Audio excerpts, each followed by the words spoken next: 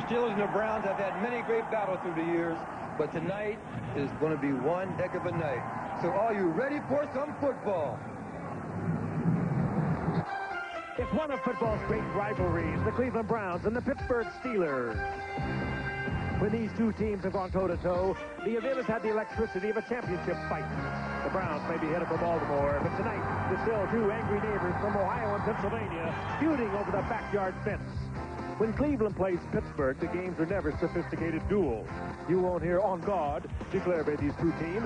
They just come out swinging with the blue-collar work ethic of the two steel mill towns they represent. It's no holds barred when the Browns play the Steelers. Hand-to-hand combat, and the takedowns can be brutal. Ever since 1950, these two conference rivals have been pounding each other. A man who played for the Browns and now coaches the Steelers is Bill Cowher. The Browns and the Steelers, while it's an important game divisionally, and from a conference standpoint, it's personal. I mean, this is a game that goes back to two teams that have grown an ability to dislike one another, and that goes from man to man and from team to team and from city to city. They are the two top teams in the AFC Central Division, and the Sparks will be playing tonight when the Cleveland Browns and the Pittsburgh Steelers bang heads on ABC's Monday Night Football.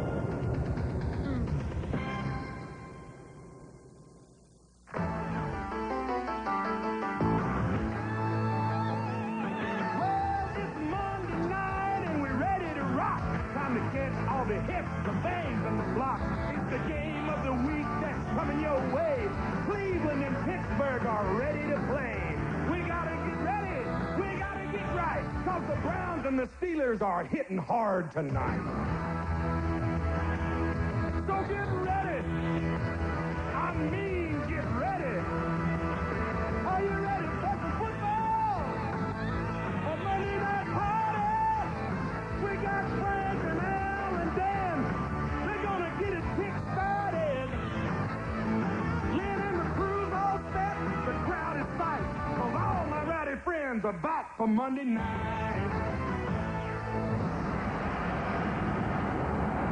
Pittsburgh, Pennsylvania, on a wintry evening. The temperature in the 30s.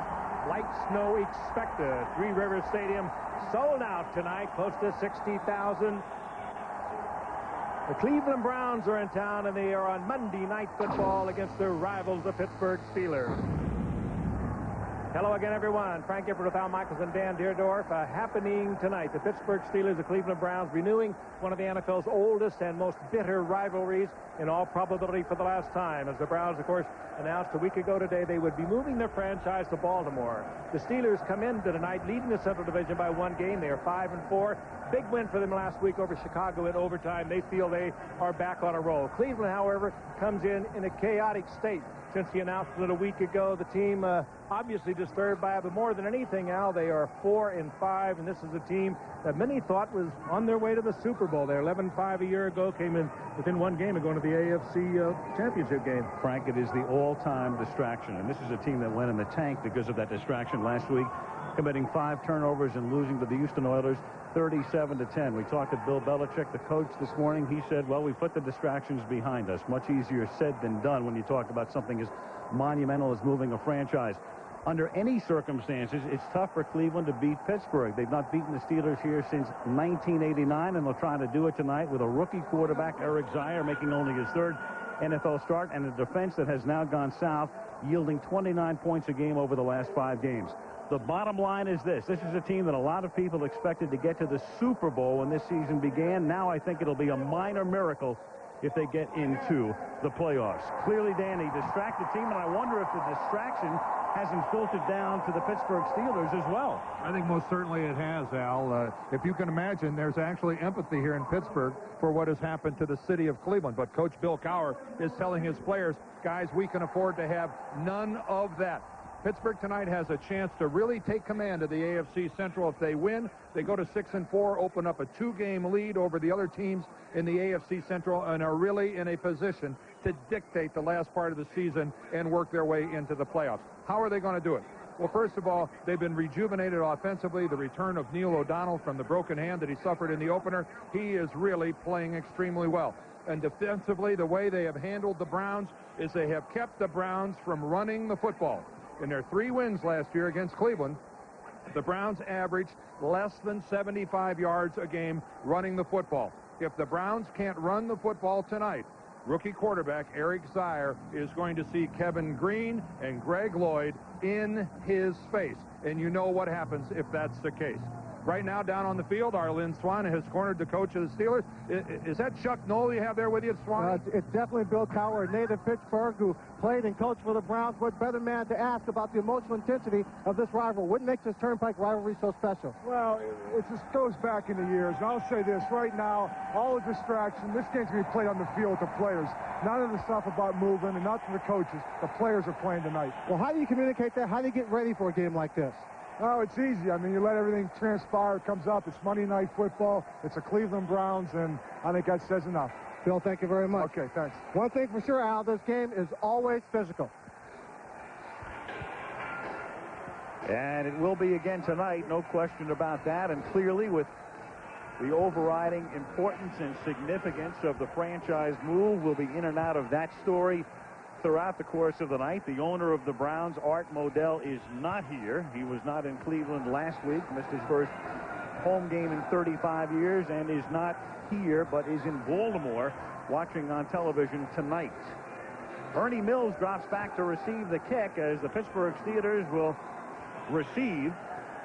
Mills, who scored the game-tying touchdown last week in Chicago, a game the Steelers won in overtime. Back to receive the kick from Matt Stover, who puts it in the air, and we're underway at Three River Stadium. It's a short kick at the 16-yard line. It's a fake reverse, and Ernie Mills runs it back up the middle to the 36-yard line, where Benny Thompson makes the tackle for the Cleveland Browns.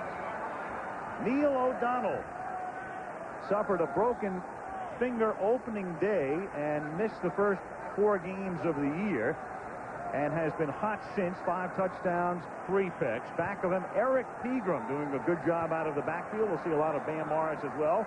And John L. Williams. Big Pen really emerging with Charles Johnson on the other side. The rookie tight end is Bruner. Strelsick, Newberry, Dawson, the Pro Bowlers. Stye, a rookie from Nebraska, and Searcy up front. John Jackson, the normal left tackle, still hurt, gone for another couple of weeks. Eric Pegram on first down, picks up about 2. Close to the 38-yard line, tackled by Dan Footman and Tim Goad. And they are the 2 guys in the middle of that Cleveland defensive line. On the outside, you have Rob Burnett and Anthony Pleasant. Then the linebackers, the 2 former Giants, Banks and Johnson, with Caldwell on the other side. And in the secondary, where they're missing Eric Turner with a back injury, Langham has 2 dislocated thumbs. Griffin, the ex-49er, along with the safeties Moore and Dana Hall, another ex-49er.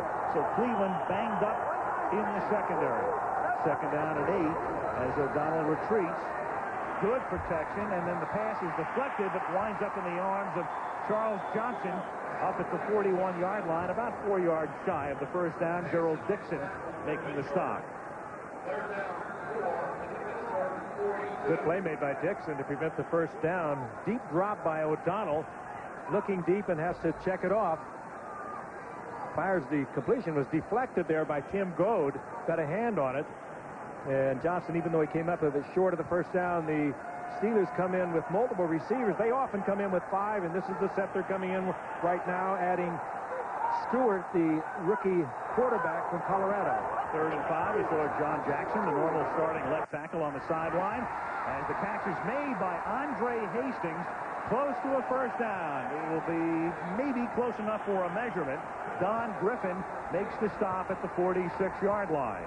That was that 5 wideout formation the Steelers like to go with. The rookie is Cordell Stewart. He is the 5th wide receiver, former University of Colorado quarterback. Gives you a tough decision. And it can really work over his own, and they pick up the first down on it. Ron Blum didn't have to call for the change. Just signaled a first down, though they made it by about the length of the football, if that much. At the 46-yard line, Eric Pegram looks for room to the outside.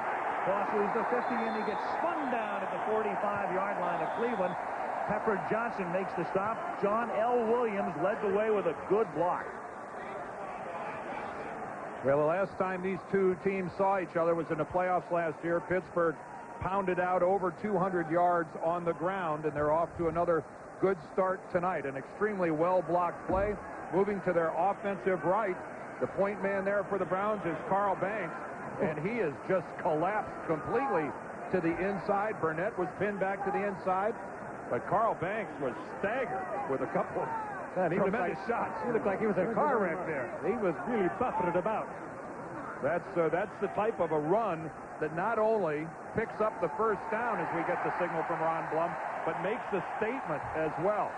Yeah, Bill Belichick is going, yeah, how do you want me, Banks is trying to make the case to Bill, how do you want me to play that? Hey, if you haven't watched the Steelers this year with Pegram, the addition of Pegram, they picked up as a free agent from Atlanta. They have an outside running game now, the Pittsburgh Steelers do. He can really scoot to the outside. Well, this kid has made a tremendous statement with the Pittsburgh Steelers. Always a favorite of Jerry Glanville when he was in Atlanta, and now he's a big favorite of Bill Cowher. And they use Dan Morris for a change of pace. Play fake. O'Donnell buys time, then throws a little low, and it's incomplete. John L. Williams short-hopped it, and it will be second down and 10. John L., one of the great receivers out of the backfield here and in Seattle before he came here, playing on a very tender knee. They drained it a couple times last week. He's back working out. This is what he could have had. It would have been a good catch. The ball, John L. was wide open. It was a low and away throw from Neil O'Donnell. Not a particularly good throw by O'Donnell. You're right, it was catchable by John L., but not a very good throw.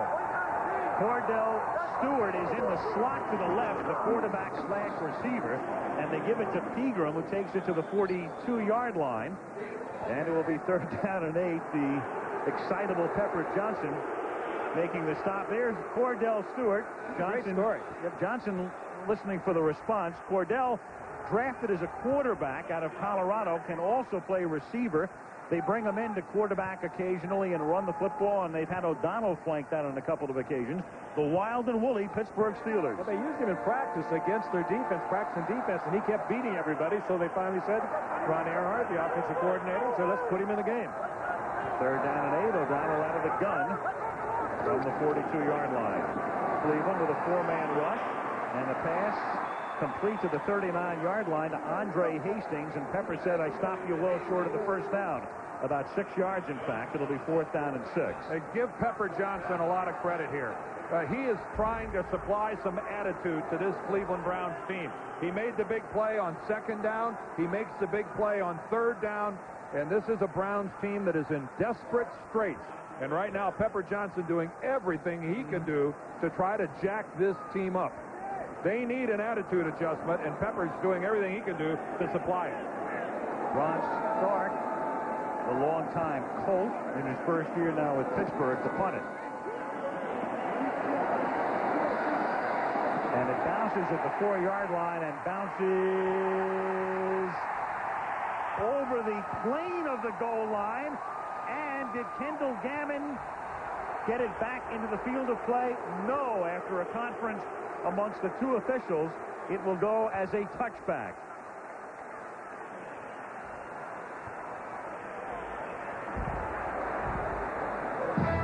Kendall Gammon making a good effort, but it is nevertheless ruled a touchback.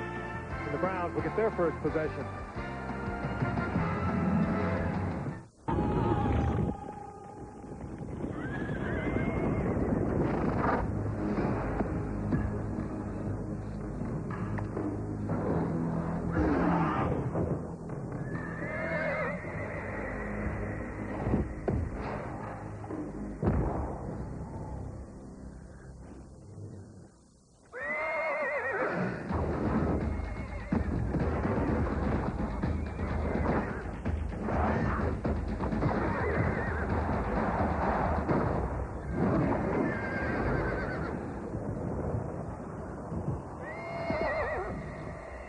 They always do that?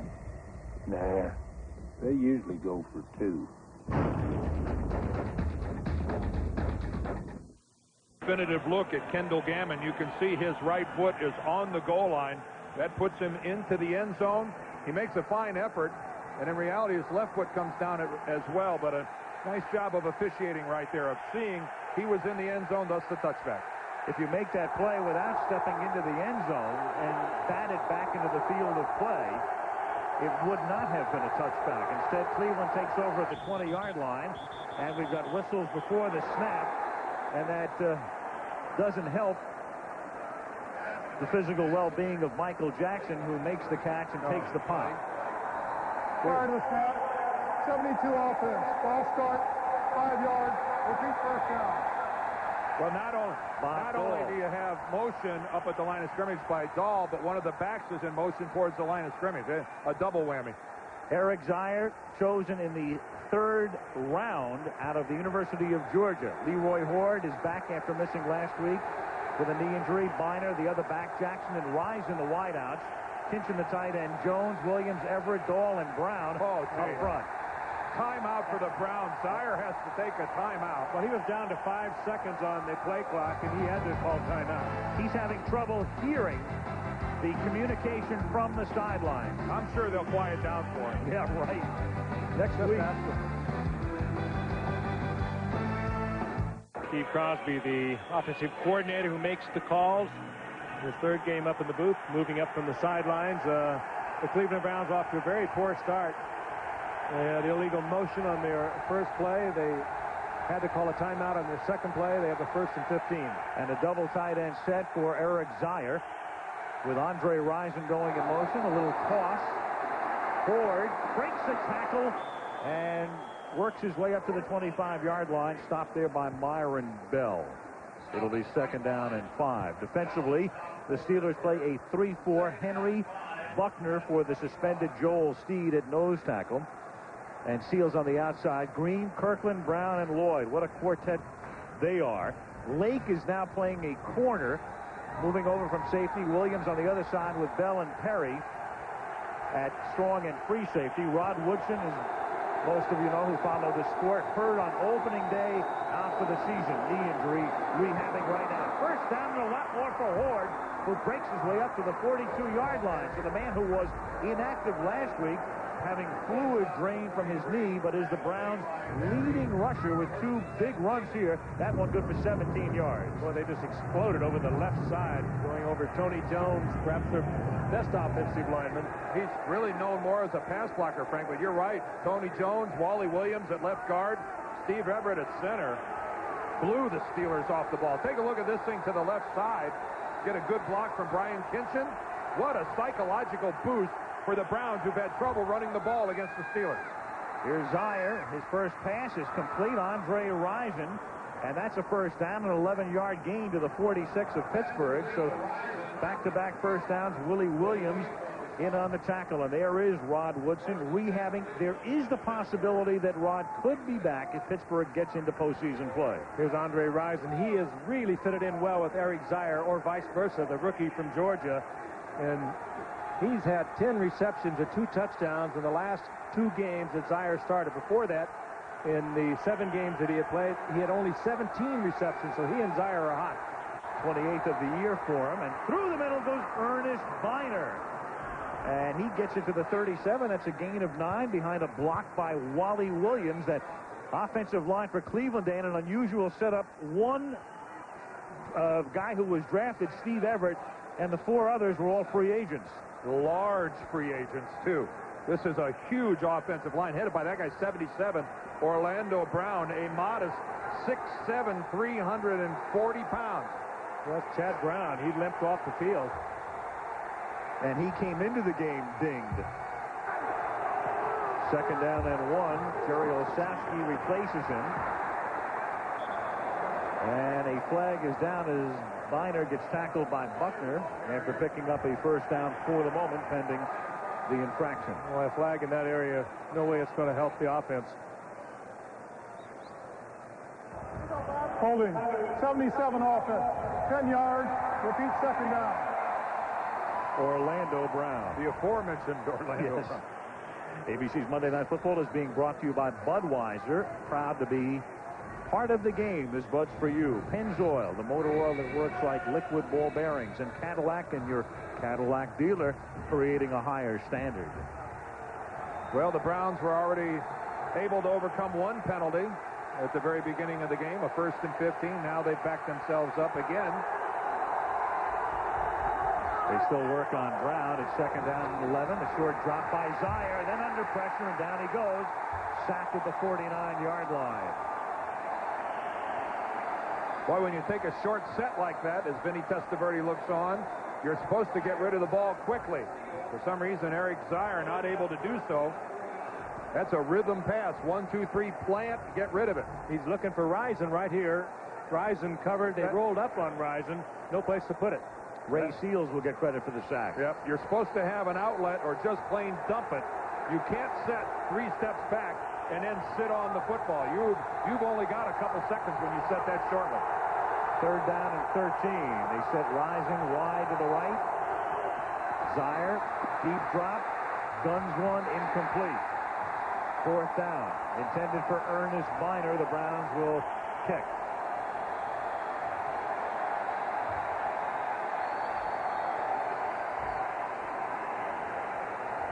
Jason Gilden on the coverage, and Zaire again really had no place to put that ball.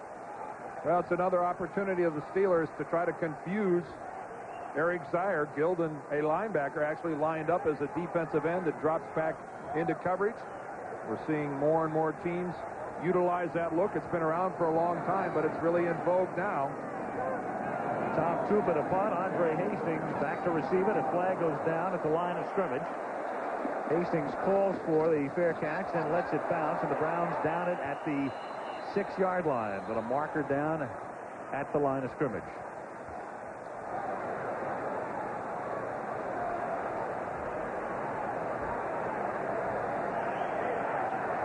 Illegal procedure, Cleveland. Well, they'll kick this over. A real break for the Steelers. So instead of having it at the 6. Illegal formation on the kicking team. 6 men on the line of scrimmage. 5 yards.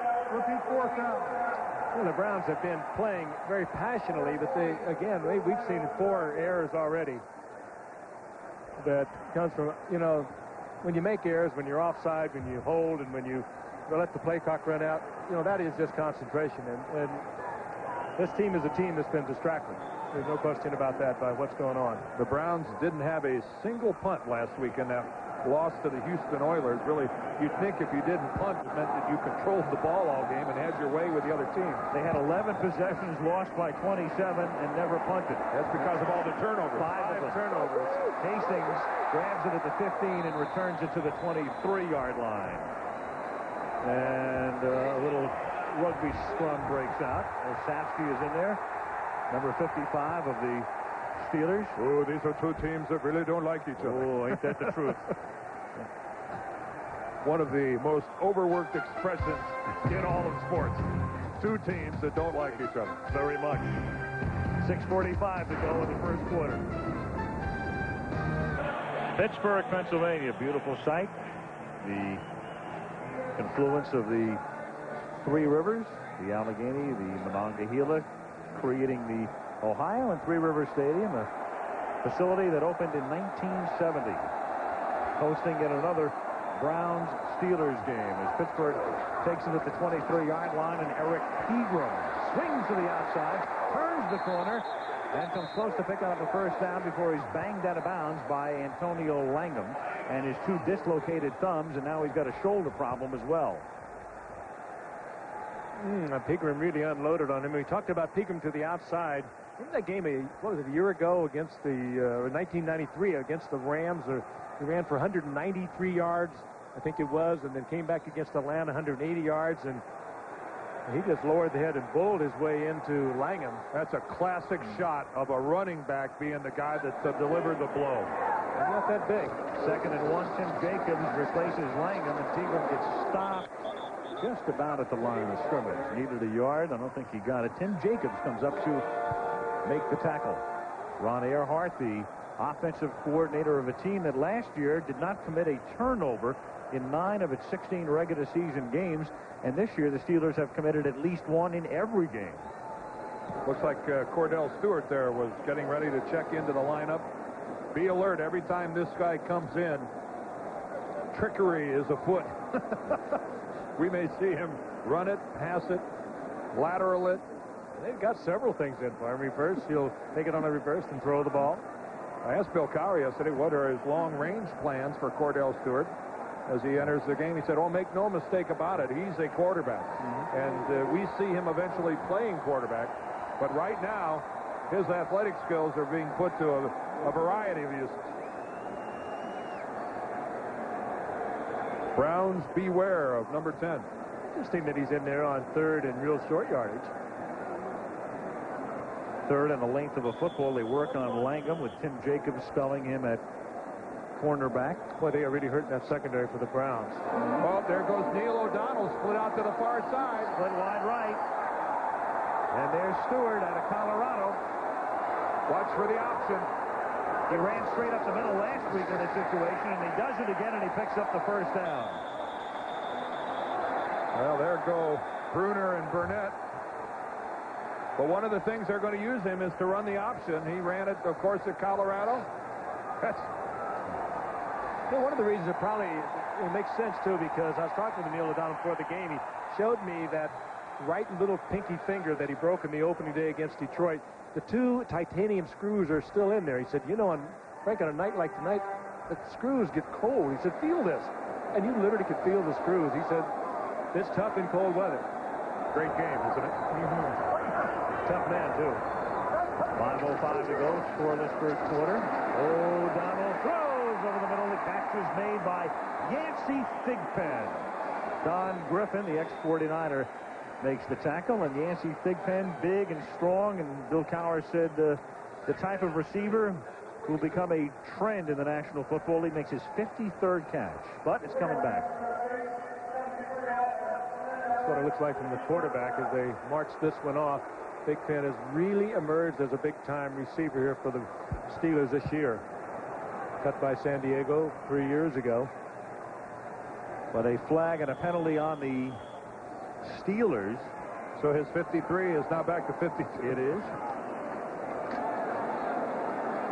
Back to the 24-yard line. It'll be first down and 20 after the holding call to the 24-yard line. Pegram gets to the outside, and another marker is down back at the 23.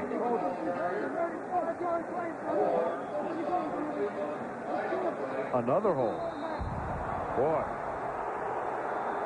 Back-to-back holding calls against the Steelers. Holding, 73 offense, 10 yards, repeat first down. Justin Strelzik filling in again, as we told you, at left tackle for the injured John Jackson. This is going to be first and 30. He's on the right side of our screen, number 73, locked up with Anthony Pleasant. Boy, they call a hold on that. I sure couldn't see it from that angle. Strelzik looks like he's played 3 games already tonight. Little blood spattered across the uniform. The socks have dropped. Langham gets back into the game. O'Donnell pump fakes, going deep, and overthrows the wide open Charles Johnson. Oh, and he had him too. Well, it's aided greatly by the guy covering you, falls flat on his face. Well, he expected help deep, and he didn't get it either. You don't get many opportunities like that where the guy covering you is on the ground. Take a look at this. Charles Johnson, a simple pattern, a break to the sidelines, then on up the field, and Langham just goes right to the ground, nowhere near him. Dana Hall really in no position to be a factor on the play. Look from behind, you can see Antonio Langham sitting on the ground, completely out of the play. Good move to the outside by Johnson, too. Remember, Langham was knocked out of the game with that hit by Pegram. Second down and 30 now. They set up a screen to Pegram, and he gets run out of bounds up at the 21-yard line by Pepper Johnson. What you said before, Dan, well taken, because you can look at Pepper and say he's showboating, but the way this team played last week, and with all of the distractions, you need somebody to light the fuse. You need somebody desperately to light the fuse, because the Browns players, they understand their situation. And the reality of their situation is, if they lose this game tonight, their season is over. They fall to 4-6, and in reality, their season has come to an end. They still have 3 games at Cleveland Stadium, and let's face it, that will be a hostile environment. I don't think they can make the playoffs. Third down to 24. Another screen. John L. Williams makes the catch. Another flag is down, and Williams gets taken down up at the 32-yard line. Johnson and Hall in on the stop, and Ron Bloom, a part-time golf pro, has a busy night. Signals tripping against Pittsburgh. What is a part-time golf pro? Well, what do you do the rest of the time? Hustle people? You referee NFL games. The golf pro's not very good. If this is on Strelzik again. Tripping. 73 offense. 10 yards. Repeat third down. Good old Strelzik. He's bleeding at the elbow, and socks are dropped. Let's take a look at the tripping call. You miss a man. Oh, come on now. Good move. Can't do that. Good move by Anthony Pleasant to go to the inside. And you can't do that out on the end, too, with the split end. He's out on the end, and he's wide open there for the official to see. But Jackson's going, hey, I didn't teach him that. This has been the series from you-know-where for Justin Strelzik. It can't get much. You know, the only thing worse is if he follows this up with a holding call in the end zone for a safety. That's well, it's only 3rd and 34 from the 10-yard line. 3:09 to go in the quarter. And John L. Williams takes an inside handoff and picks up 8 yards to the 18, tackled by Burnett. It's going to be a long walk to the sidelines here for Strelzik. The crowd's booing, but booing that ball, and that's Ron Earhart making a good call. You don't want to turn it over down here. 3rd and 34. Forget it. You go with the draw or the screen. He tried to get away from Cower, and Bill found him.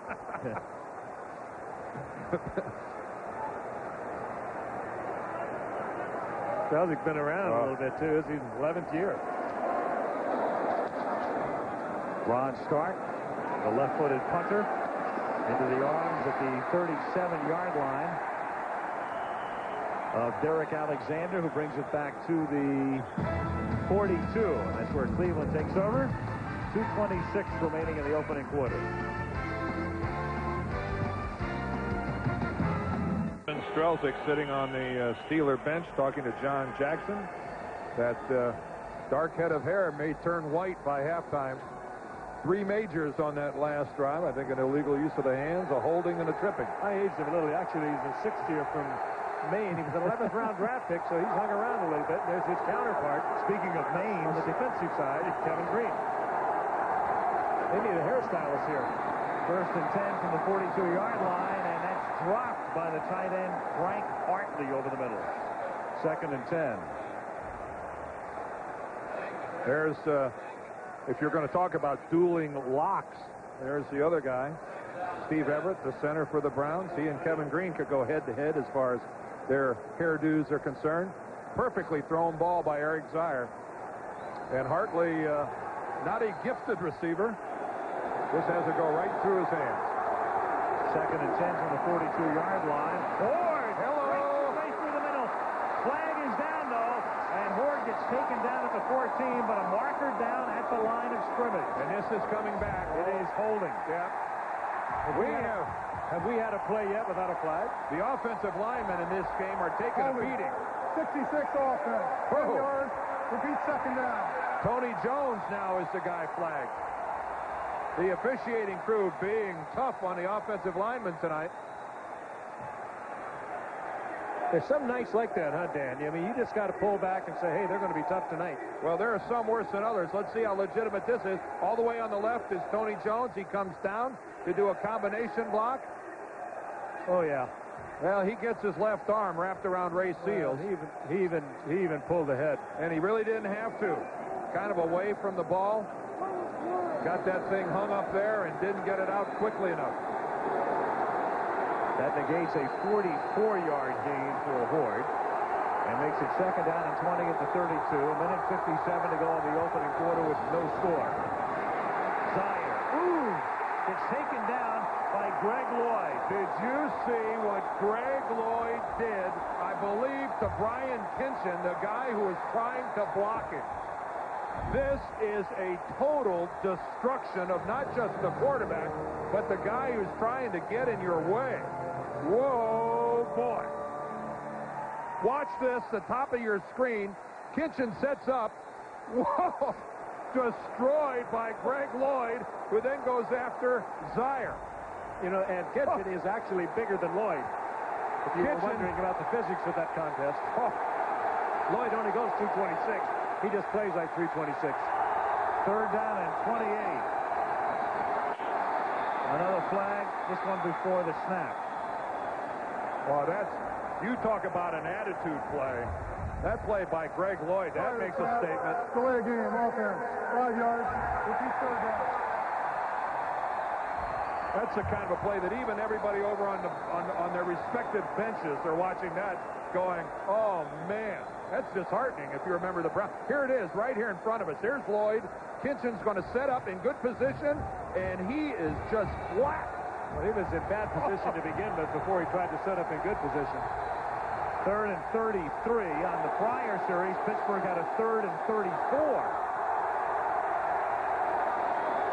And they give it to Biner, and he goes next to nowhere.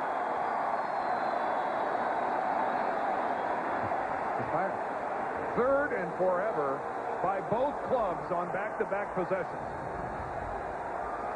And both of them saying, you know, a draw play isn't a bad way to get our punting team out here on the field. Tom Tupa to kick, Andre Hastings to run it back. Both teams rethinking their offense on the sidelines.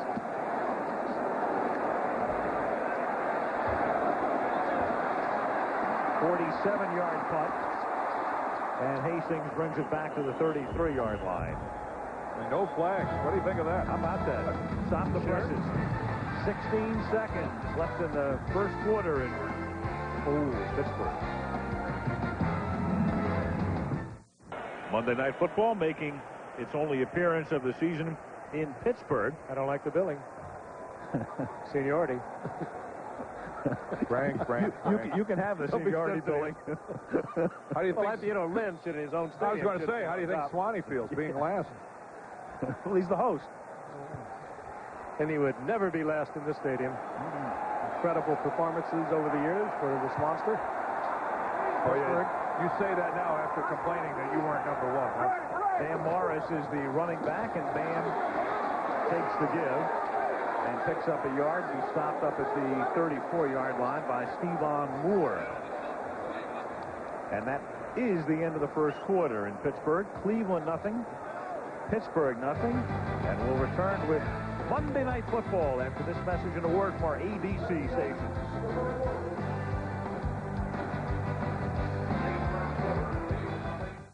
Coach, and today was named the permanent head coach of the University of Michigan.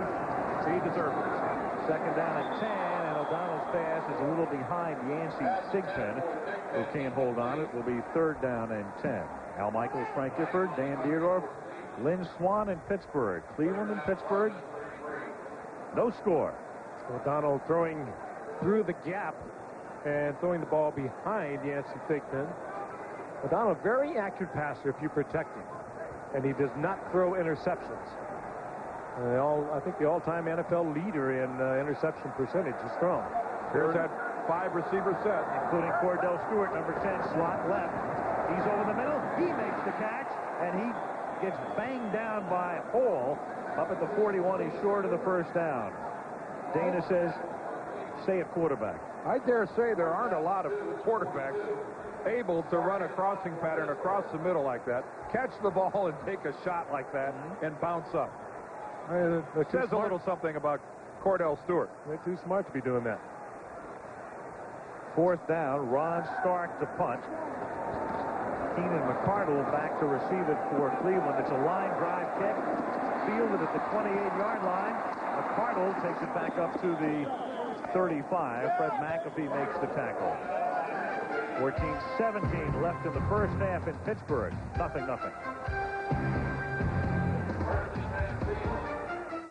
And we're watching the game and describing it, but it's surreal. I mean, to think there won't be a Cleveland Browns next year, is that possible? It seems hard to imagine. Take it from somebody who grew up in Northern Ohio and a Browns fan all my life. I can't, and it's not just the Cleveland Browns. It's the love of the game of football that permeates all of Ohio, whether it be high school or college. And the Browns are, kind of at the top of the mountain, but And Northern Ohio right now is staggered by this turn of events. Staggered. Browns at the 35-yard line. Leroy Horde picks up 3. Bill Belichick described it when he talked to us today as like a death in the family, and he said Cleveland Stadium was like a funeral last week. I think a lot of Browns fans feel that way. I think one of the first things I remember when I was drafted by the Giants, they were in a duel with the Browns every year. And we'd go in and play at Cleveland, and you'd look across the Lenny Ford, and you'd see some of these great names, Luke Rose, and I know how hard they've taken it. 2nd and 7. Ernest Biner. Well, it's really the double whammy, because I know how those people feel, because living in St. Louis, the team that I played for packed up and went to Phoenix. The Cardinals moved to Arizona, and I know that feeling of abandonment, that feeling of being disenfranchised, and the shame of it all is what it's going to cost Cleveland down the road to ever get professional football again. Hundreds of millions of dollars is what it's going to take. Maybe Arizona come back to Cleveland. Hey, Frank, in this day and age, it's very possible. 3rd down and 5, and Zaire throws, and it's batted incomplete. Ray Seals, who had an earlier sack, with a batted ball here to force the incompletion and bring on the punting unit. Whatever it would have cost Cleveland to satisfy Art Modell to keep the Browns in Cleveland, it'll cost close to twice that down the road to procure another NFL franchise. Well, for every city these days, it's become a couple of $100 million deal or board deal. St. Louis spent close to $350 million to get the Rams. Tupa's punt. Taken at the 10. This is Andre Hastings. Gets a block. And runs it back up to the 26-yard line. 50-yard punt, 15-yard run back. 12:49 left in a scoreless first half. ABC's Monday Night Football is being brought to you by the all-new Ford Taurus, a look you've never seen from a name you know well, Black & Decker. It's how things get done. And Budweiser, proud to be a part of the game. This Bud's for you. Pittsburgh. That's the quintessential Pittsburgh shot, is it not? Inside the steel mill. Blast furnace. Warmer than inside this stadium right now. Yes, it is. Temperature in the low 30s, but mercifully dry. Steelers at the 25. O'Donnell back to pass. And a catch is made by Charles Johnson up at the 49-yard line for a first down. 24-yard pickup. Talking about the Browns, Art Modell not here tonight, but we talked to him earlier today. The gist of some of the things he said: we've continuously been stonewalled and stalled by government officials in Northern Ohio. I'm not moving to make more money. I'm looking not to go into bankruptcy, is the way he put it. And it's the most agonizing decision he's had to make in his professional life, not a frivolous decision. From the 49-yard line, Pegram picks up 5, takes it to the 46-yard line. There are such both sides to this. I've known Art Modell from the time he bought the team back in 1961 for $4 million, I might add. I know his deep concern for the league over the years, and he's being vilified. I know his concern for Cleveland. I know what he's done to the Cleveland Clinic. He was president of the Cleveland Clinic and still is, I guess. But his just for Art, it's just kind of all wiped out. All the love and relationships he had with the city of Cleveland, and I know the man. It's got to hurt. It hurts deeply. There's no doubt about it. 2nd down and 4. O'Donnell throws, and it's a jump ball and batted incomplete out of bounds. Antonio Langham and Charles Johnson going up in the air. Keep in mind, Antonio Langham is playing with 2 thumbs that have been dislocated. Very, very painful. The one thing I want to add to the Art Modell situation, though, as we take a look at this replay of Charles Johnson going up for the pass. Langham hanging in here. Remember, this guy's already been knocked out of the game once, fell down one time, and is still hanging in there. I'll wait till after this play, but I got something I want to follow up with as far as the Browns. 3rd and a long 4 from the 45-yard line as O'Donnell throws. The catch is made by Ernie Mills for a first down. So they convert, get it to the 25-yard line, 1st and 10. I just quickly want to say it's a dangerous situation that's developing in the NFL now, where this drive to make more money from stadiums is necessitated by the free agency system that has kind of run amok. Teams are having to spend a lot more than they thought they were going to have to with the salary cap situation. And right now, it's developing into a classic case of the haves and the have-nots. Pegram picks up 3. In the old days, what made this league strong was that you were only as strong as the weakest member of this league. And right now, I'm afraid there's a mentality that's more geared towards I'm out for myself than I am for the league as a whole. And that has got to change, because the fans right now, this Browns move, and in many ways you can understand why Art Modell did it, but this has shocked not just the fans of Cleveland. This has shocked the NFL fans across the country, saying, is my team next?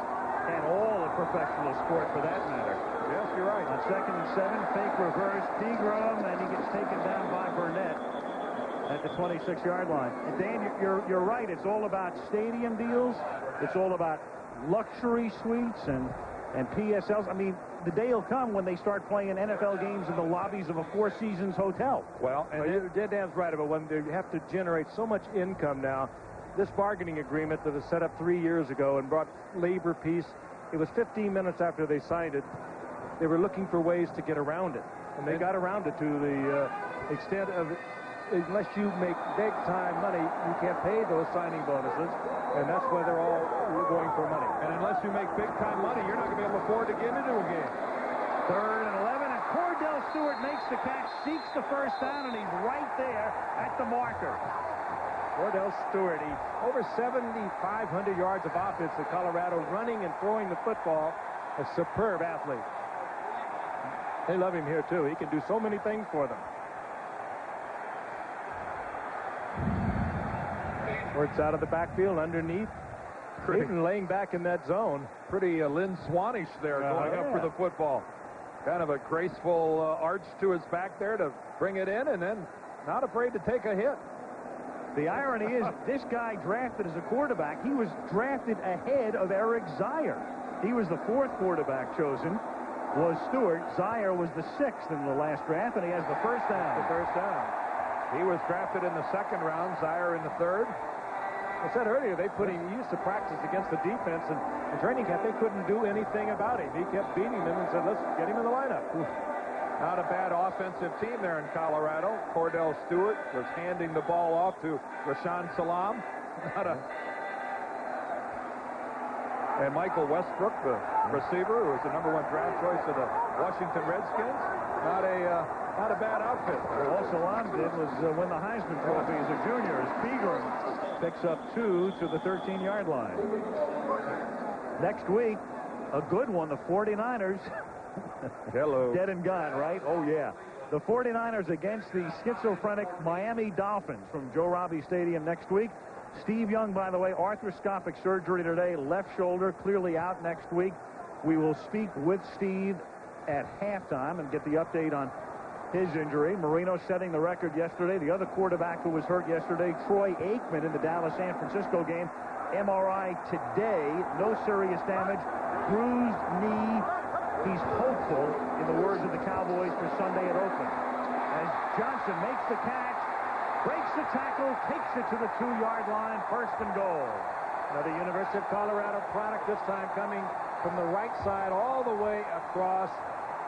Neil O'Donnell with a lot of time from the offensive line, letting Johnson clear under the other receivers, and he was wide open.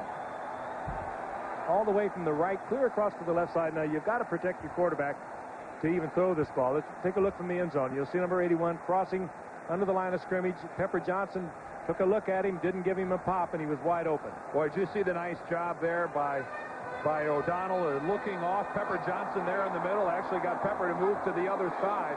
That's where being a veteran quarterback shows up. 1st and goal. John L. Williams takes it to the 1 on the 10th play of a drive that began back at the 25-yard line. 7:25 to go in the half. No score. Boy, O'Donnell barely got that handoff to John L. That's a highly coordinated play there when you give it to the fullback in the I formation off a reverse pivot by the quarterback. He barely got that baby in there. Ron Earhart making the calls for O'Donnell. 11th play of the drive coming up. Second down goal just inside the 2. 3 tight end set. Leverage to the right. Little cross to Pegram. Behind Williams. Can't run his way in. Never have I been a big fan of plays on the goal line where the running back, when he gets the ball, is going parallel to the line of scrimmage. The defense is playing so close to the line of scrimmage, they just flow with it. It's an invitation for disaster. When your running back here is going parallel to the line, a lot of bad things can happen. And right there was a good illustration of it. Good pursuit by the Cleveland Browns. Cut him off. Mike Caldwell leading the charge. And now the Steelers have to take a timeout. They'll talk it over. 3rd and goal upcoming with 6:16 to go in the first half.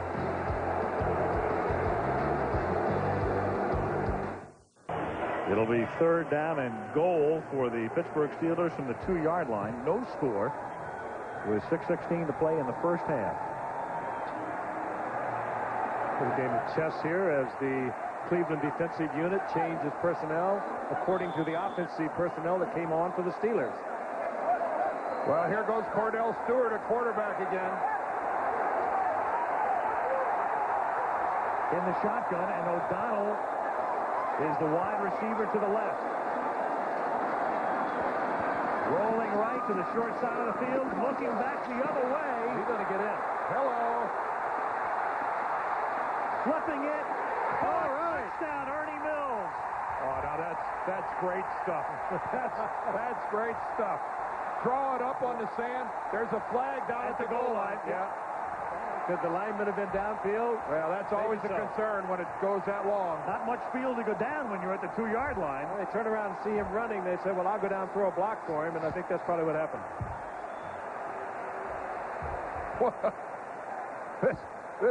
This is really sandlot football by Cordell Stewart. And fun.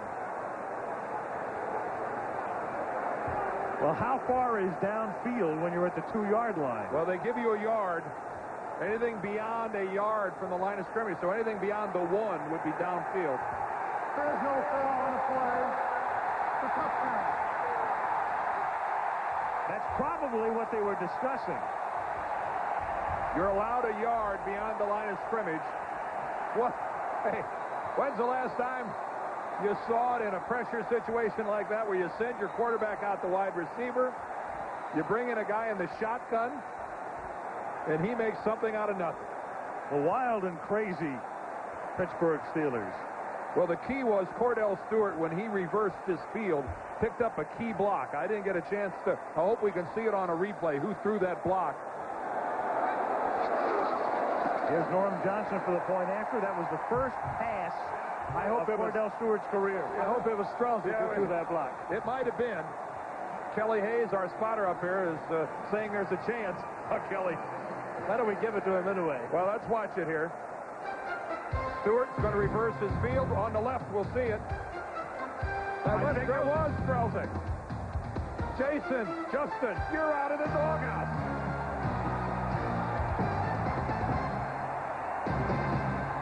That right pinky finger that they had surgery on. There are 2 screws in there. The hand of Neil O'Donnell, who, as Dan pointed out while we were away from commercial, he's probably thinking, hey, I've had enough of that kid quarterback throwing touchdown passes. That's my job around here. I'm sure he's thinking to himself, hey, I could have easily thrown a touchdown pass. Well, why not? Norm Johnson's kick, fielded by Derek Alexander at the 9-yard line. But it wouldn't have been as much fun as Cordell Stewart doing it. Well, he was open, too. O'Donnell was really working in the end zone trying to get open. Mike Frederick there involved in a little pushy shovey for the Browns. Take a look at this. This is the ultimate in street football right here. Everybody go down and go out to Stewart. Pick out the receiver. Again, watch the block here on the left by Strelzik. There it is right there. O'Donnell in the end zone. I'm open. I'm open. Nice touch on the ball by Stewart. Lofting it up and over the Browns. Steelers have had 4 different quarterbacks throw touchdown passes this season. From the 27-yard line, here's Ford. Picks up 4. O'Donnell, Mike Tomczak, Jim Miller, and now Cordell Stewart. And take a look at O'Donnell on that last play, lined up as a wide receiver to the left. I'm open. That's Isaac Booth, number 36. They're rolling with him. Of course, that's about as easy assignment as a DB can have, locked up on a quarterback. He almost knocked off the receiver. Yep.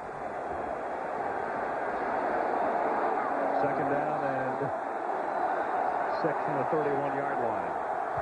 5:15 to go in the half.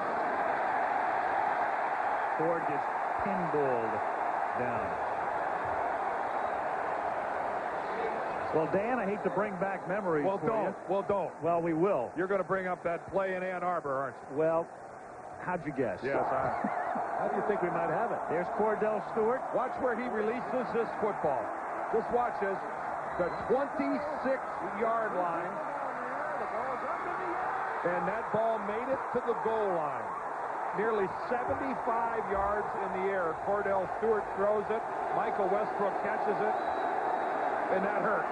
Westbrook now with Washington on a 3rd and 7. The pass is behind McCardle. 4th down. Aren't many guys, Frank, who can throw the football 75 yards in the air. There are those that talk about it. A lot more talk about it than can actually do it. Zaire just a little shaky. We saw him in preseason against Chicago. He was brilliant 2 weeks ago in his first start against Cincinnati, over 300 yards, brilliant. Last week in the 4th quarter, not so brilliant, and tonight a little shaky. Tom Tupa to kick, and that's a beauty. Mason from the 16-yard line. And Andre gets taken down up at the 28. 54-yard punt, 13-yard return.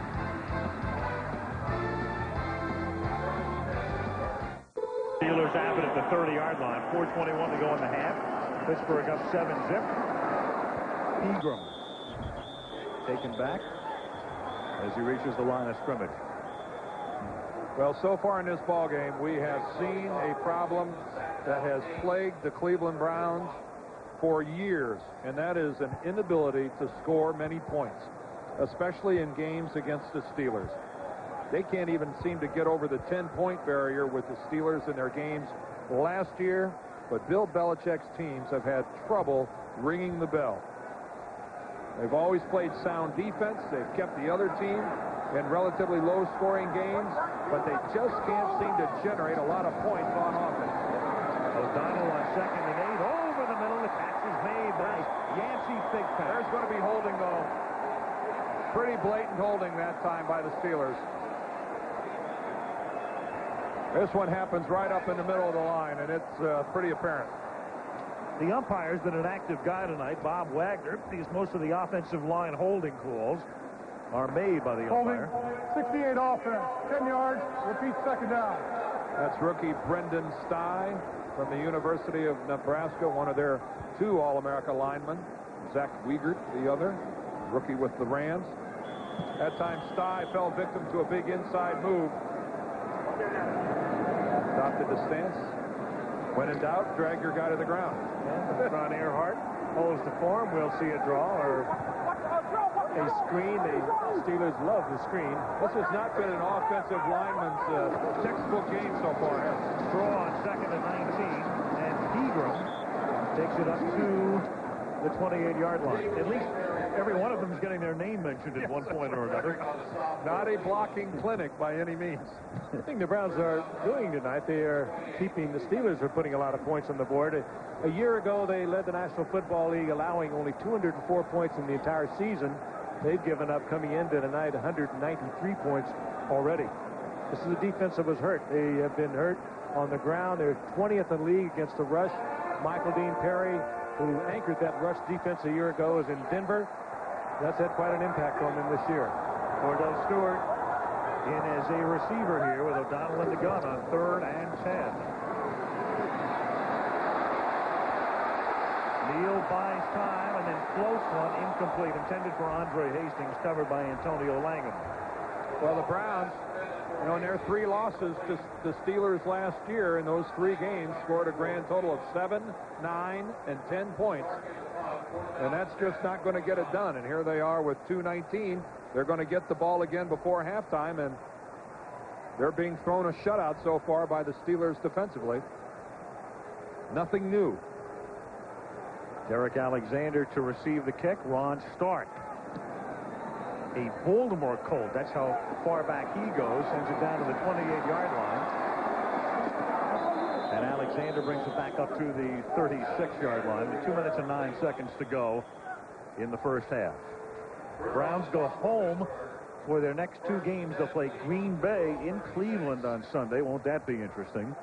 And then the Steelers make a return visit in 13 days to the venerable Cleveland Stadium. Yeah, when the Browns played Houston last Sunday, it was a foregone conclusion, but it wasn't official. It wasn't made official until the next day. This will be their first game at the stadium with there being no doubt that they're leaving, and it's going to be, I'm curious to see how the Cleveland fans are going to react. It's almost as if the players are caught in the middle here. Well, there's a great deal of hostility, and you're right. A lot of it is inadvertently, I think, directed towards the players. There's a lot of ambivalence, a lot of anger. Well, they didn't know about it until one day before the world knew about it. Oh, and their world's turned upside down as well. Absolutely. They've got kids, families. From the 36-yard line, Zaire with protection on first down, then throws, and the catch is made by Michael Jackson at the 47 of the Steelers, and that takes us to the 2-minute warning. The Steelers leading the Browns 7-0.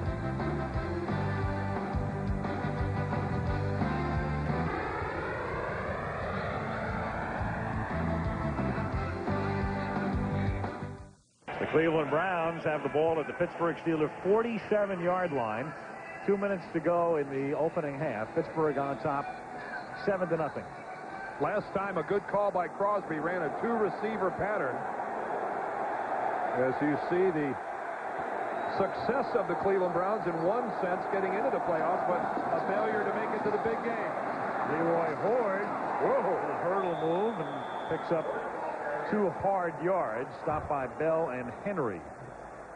There's Steve Crosby, the offensive coordinator. Let's see if he goes back to that, but he really relied on giving Zaire the protection to look at the field, and it was only a 2-receiver pattern. That really simplifies things for a rookie quarterback. I think that's a smart way to go about it. Well, you need to against the Steelers, Dan. You know, they disguise everything they do so well. 2nd and 8 from the 44. Zaire throws. Andre Rison makes the catch, his second of the game, and that's a first down to the 34-yard line. The Browns have 2 timeouts remaining and choose to use one of them here with 1 minute and 16 remaining in the opening half. Well, that was a big time 7-0. Big time throw there. The kid, Zaire, really performing well. Out of Three Rivers Stadium on a cool night. They're having their problems right here in Pittsburgh. You would not want to be family. They would like to have some alterations made to this stadium. Baseball, of course, kind of up in the air here. Well, their team conditionally sold as of last week were approved, and it appears the Pirates will stay here. But you're right, Frank. That franchise on the fence right now. As the Browns have it at the 33-yard line, first down. They have 1 timeout left, and Ernest Biner picks up 6 to the 27-yard line. Good drive underway here by the Browns. Trying to make some noise before halftime. Nice mix of the run and the pass. But again, Dan, you touched on it. Their problem is getting it into the end zone. And so many times they've got it into the end zone, and the receivers drop the football. Something has gone awry. From the 28-yard line, Zaire on 2nd and 5, throws. Biner makes the catch. That's a first down at the 20-yard line. Now Zaire doesn't want to waste the timeout here. He's only got the 1 left. From the 20-yard line. And he does the right thing, but it took him a long time to do that. You knew what he had in mind, but it took him a long time to execute it. 32 seconds left. Zaire, the 6th quarterback chosen in the draft. We mentioned before, Cordell Stewart chosen 4th. The number 1 quarterback was Steve McNair of Alcorn State, now playing with Houston. Kerry Collins of Penn State playing with Carolina. Todd Collins of Michigan with Buffalo. Stewart. Right now you're looking of the Cardinals. Looking at what, about a 37-yard field goal attempt for Lou Groza if they don't advance the ball any farther. 2nd down and 10. A little shovel pass to Biner, who takes it to the 14-yard line on a rather curious call here with 1 timeout left, and they have to use it right now. Well, now they're looking at a passing pattern. It's either got to be into the end zone or some kind of an out pattern. So it'll be 3rd down and 4, no timeouts left, and let's get an update or a word from New York from Brent Musburger. Coming up tonight on the Toyota Halftime Report, Steve Young tells... Okay, appropriate time, Al, to congratulate Dan. What a remarkable achievement. Putting the all-time NFL record for passing yardage. He will own the record book when he is done in just about every category. He's not close to being done. We'll see him next week. Miami against San Francisco. 3rd down and 4. Cleveland at the 14-yard line. Vic LeBeau's defense. Oh, Zaire, you got to look for Rison. Rison is so good down in this area, and they have developed quite a rapport over the past couple of games. But you got to come after clock also. You got to come after Zaire. Rison in motion. Zaire nearly sacked. Throws, catch made, and Jackson gets out of bounds at the 5-yard line. That stops the clock with 15 ticks. Zaire with Buckner hanging all over him, showing a lot of cool, this rookie from Georgia. Passed for over 11,000 yards at Georgia, so he's thrown a lot of footballs in big-time college football. Well, he makes Jason Gilden, number 92, missing. Then Buckner comes in after the fact, but the key play there by Zaire was evading Gilden, who really did a nice job of breaking in free. And throwing totally off balance. Yeah. Good arm strength. 1st and goal with 15 seconds. Zaire, he better get out of bounds. And he does, and there's a flag down.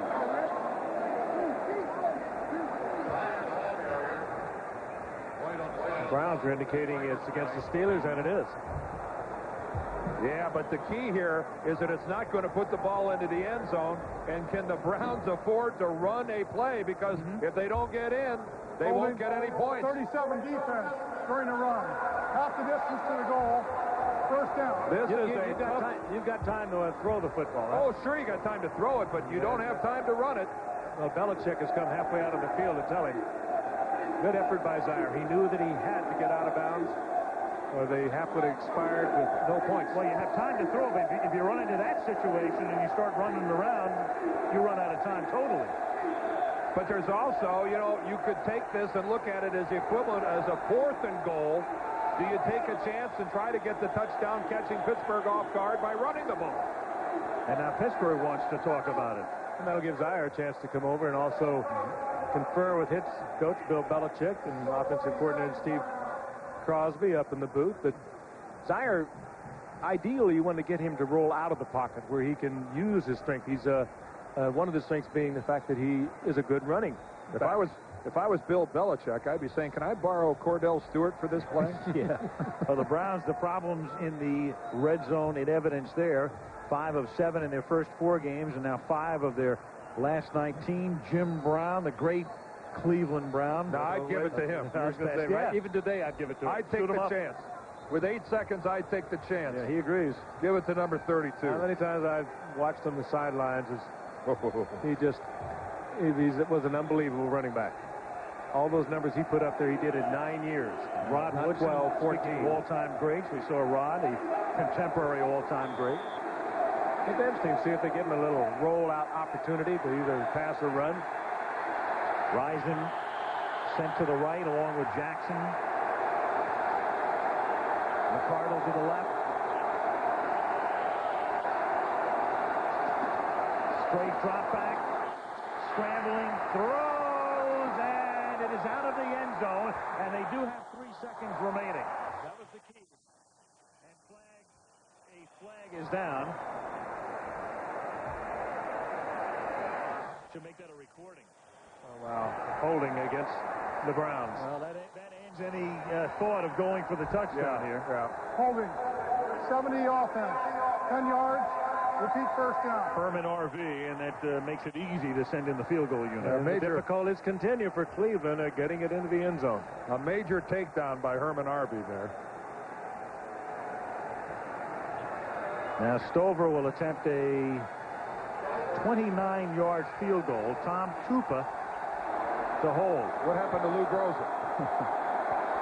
This is the reincarnation.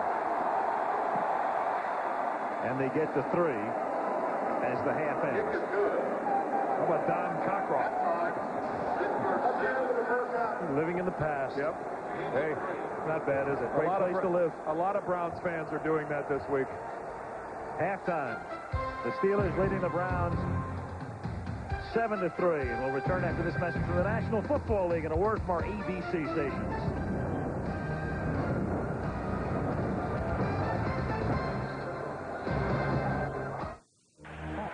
We'll cruise down the Monongahela.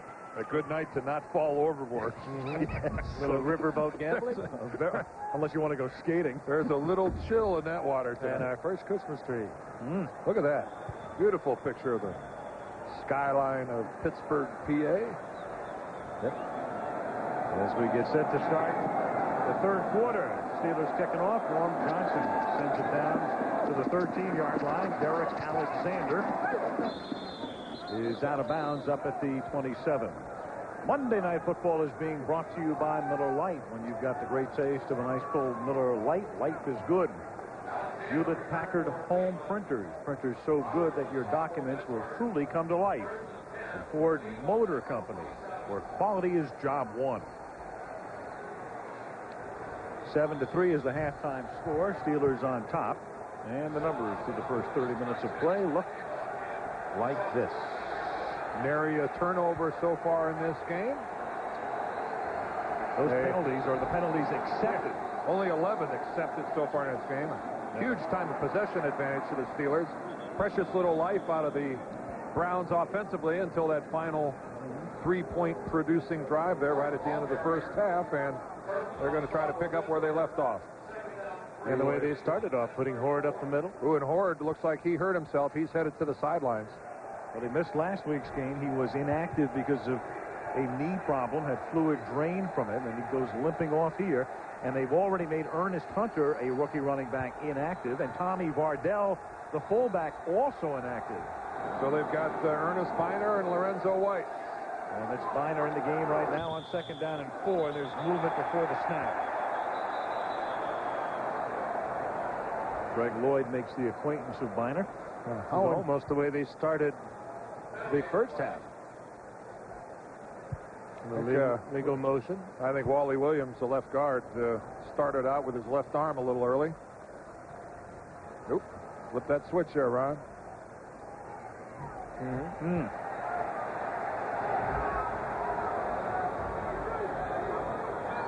Not a clinic tonight by either team in their respective offensive lines. Mistakes by both clubs up front. Leroy Horde, boy, they could use him.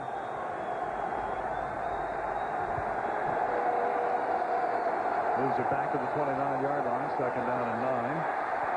Zier throws it away. 3rd and 9. And he had a good decision by the young quarterback. Receivers covered, under pressure, under fire. Made sure he didn't throw the interception. Well, Zier was sought after. A lot of teams took a good look at him, but Dan, the rap on him was he big enough? Was he tall enough? Well, when you look at this modern era of quarterbacking where take a classic case. Kerry Collins, Vinny Testaverde is a big, tall guy, but, Kerry Collins, the #1 draft choice of the Carolina Panthers, 6'5", 245. There you have Eric Zier, only 6 feet, and you're right. A lot of people labeled him just too short. And that's why he went in the 3rd round. 3rd and 8, he has to throw that one away, though almost not far enough away. Greg Lloyd came charging in to force the issue. The Steelers disguised it so well, and there was no way that Zaire could read it ahead of time. They came late with it, and he just had to throw it away. And here comes the speedster from the outside, Greg Lloyd.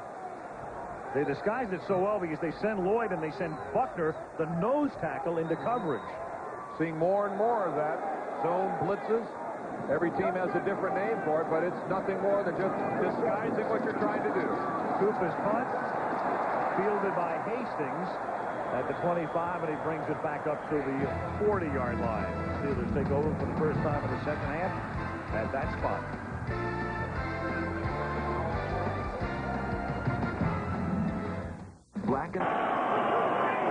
The Pittsburgh Steelers have it at the 40-yard line, and Eric Pegram has been a workhorse tonight. Picks up 3 up to the 43. We haven't seen much of Bam Morris, and Carl Banks makes the tackle. Second and 7 at the 43-yard line. Lloyd at peace. Seldom seen during a football game. Timely expectoration. That's a, they should have played baseball. Second and 7 at the 43. As O'Donnell throws a beautiful catch made by John L. Williams, who has caught more passes than all but 2 running backs in the history of the National Football League. A beautiful catch of it. A great throw by Neil O'Donnell over a linebacker right into the hands of John L. John L. Just coming over the linebacker and in front of Dana Hall, and a good catch by Williams. John L. with 533 receptions coming into tonight's ball game. Just laid that in right over Pepper. Among running backs, only Roger Craig and Marcus Allen have caught more.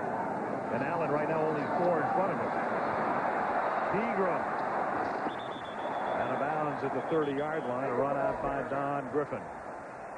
Boy, there's a good look at bouncing to the outside, Frank, where normally nothing good happens. He made something good happen. The Steelers haven't had somebody like that in a long time. He is very quick getting to the outside. A lot of times you make that bounce, and, boy, you're instantly snagged by somebody. But Eric Pegram right here, that quickness, again, he's able to give Dana Hall the stiff arm and gets away from him. Picks up a positive 6. Second and 4 from the 31-yard line. O'Donnell throws in tight coverage, and it's incomplete. Yancey Thigpen blanketed by Don Griffin. That's about as tight as it gets, legally. Don Griffin, of course, we've seen a lot of him on Monday Night Football over the years. With the San Francisco 49ers now in his 10th season. His second year here, but good at the corner. Played safety for 49ers for a while out there. No, but if I'm the cover man. If I'm Ron Earhart and the Steelers, I have more of a tendency to go after 38 than 28. Antonio Langham is the guy that I'd go to work on. Third down and 4, and Langham is hooked up with Charles Johnson on this play. And O'Donnell throws, and it's intercepted. Tipped, deflected, and now they're going to say it's not intercepted, that it hit the ground at the 25-yard line. Stevan Moore tipped it. Don Griffin came up with it. And let's take a look. We'll see the replay, obviously, and see if it was a good call. The official didn't equivocate at all. Ball hit the ground. Reminiscent almost of the way Franco Harris in the immaculate reception. The only difference was we didn't have a look at the football in that on that play. I think we'll get a look at it here. We'll get several, probably. Yeah. All right, there's the deflection off the knee. Oh, and it hits the ground. The point of the ball. Yeah, it hit the ground. Don Griffin trying to get it. Whoops. Oh, that's a great call by the officials. Yep. Boy, look at that. Kenny Wolf, our producer, Craig Janoff, our director, just a definitive look at it. Nice work, guys. 48-yard field goal attempt now for Norm Johnson, and it's wide to the right. Never hooked.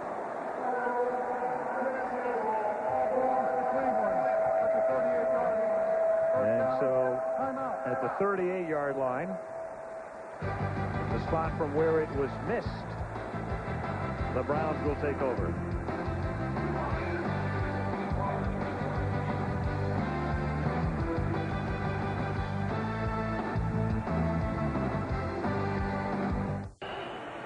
Cold night in Pittsburgh. Temperature in the mid-30s. Snow coming tomorrow. Big time. Little snow today, this morning. Cleveland takes over at the 38-yard line, 1st and 10. Steelers on top, 7-3. Eric Zier, the short drop, pass deflected, and Greg Lloyd comes up with the football. Boy, if this guy was any better, I don't know what we'd have on our hands. Ray Seals exultant. He was the man who tipped it up in the air, and Lloyd with the pick. Well, Ray Seals, first of all, does what a lot of defensive linemen do. He blocks the ball by never getting off the line of scrimmage.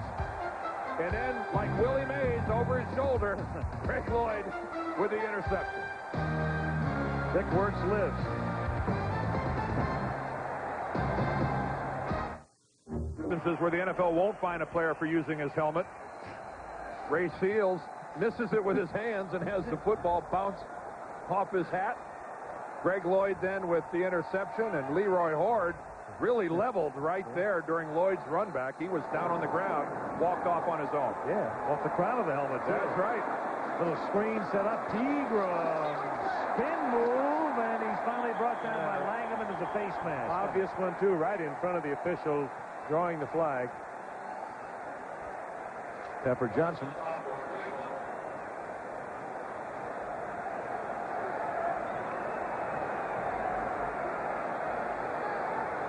Sometimes it's so hard not to when you overrun a running back or a receiver and you reach back. 51 defense. 5 yards from the end of the run. 1st down. Gerald Dixon. The guilty party. You'll see it. It's pretty obvious right here. He overran, reached back in, and just got a hold of the face mask.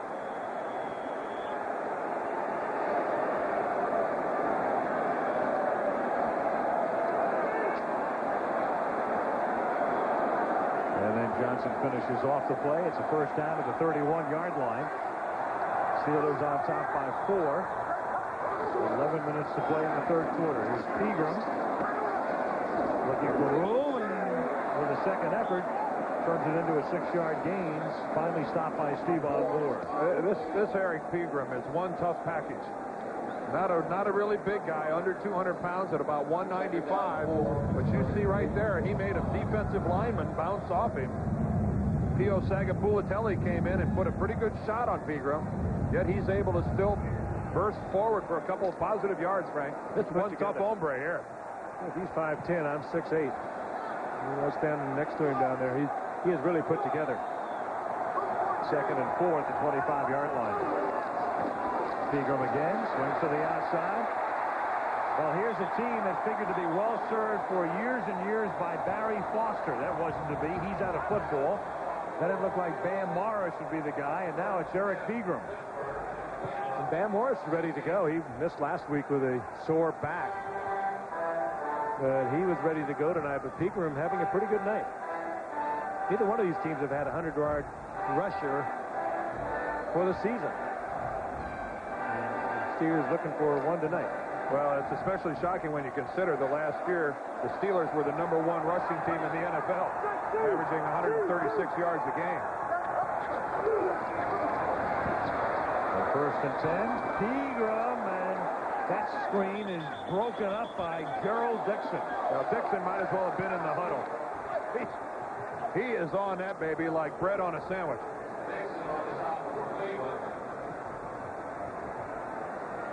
That is a dead play from the beginning. There are a few plays in the game that can look more futile than a screenplay when it's read by a defensive linebacker, Frank. When it's read correctly. It is ugly. Dixon very active too. He really has replaced Banks and pretty much on the outside for Cleveland. 4-yard loss, 2nd and 14. O'Donnell throws, and it's incomplete. Charles Johnson, the intended receiver, over the middle. Antonio Langham with the coverage. 3rd and 14 upcoming from the 20-yard line. Brian Johnson could have been thrown a little better too. One thing about going over the middle, you know there's a safety in there somewhere, and these Cleveland safeties will take a shot at you, and that's what happens to Charles Johnson from the right of your screen. He is popped at the end of that play. Yeah, but he had lost it before he was popped. Oh, yeah. But he still got hit, so he might as well have caught it. On 3rd down and 14. O'Donnell flushed out, throws, and that's incomplete. Intended again for Johnson. Rob Burnett taking care of O'Donnell at the end of the play. Good stand there by the Browns defensively. Pittsburgh moved it down the field, but when they had to, they knuckled down and stiffened. O'Donnell, not one of your great scramblers in this league. He gets out of the pocket, but he seldom will throw that ball where it's going to be intercepted. Now Norm Johnson, longtime Seahawk, last year with Atlanta. Wide right as last time. 38-yarder here. Ron Stark to hold it. And he was off the upright and good. Similar to a kick made yesterday by Brad Dalwiso of the Giants against the Raiders. Hits an upright and gets the carom. Willie Mosconi couldn't have done that any better. Bank it in, baby. 10-3 Pittsburgh.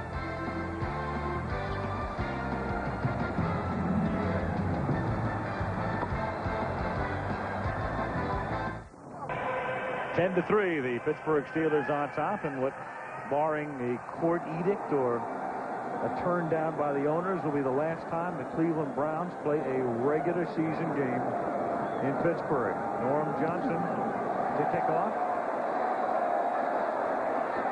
Fielded by Derek Alexander. Brings it up to the 30-yard line. The governor of Ohio, George Voinovich, today met with Cleveland Mayor Michael White. He said, "It'll be a war. We'll keep the Browns from moving." I asked the mayor before the game what that meant.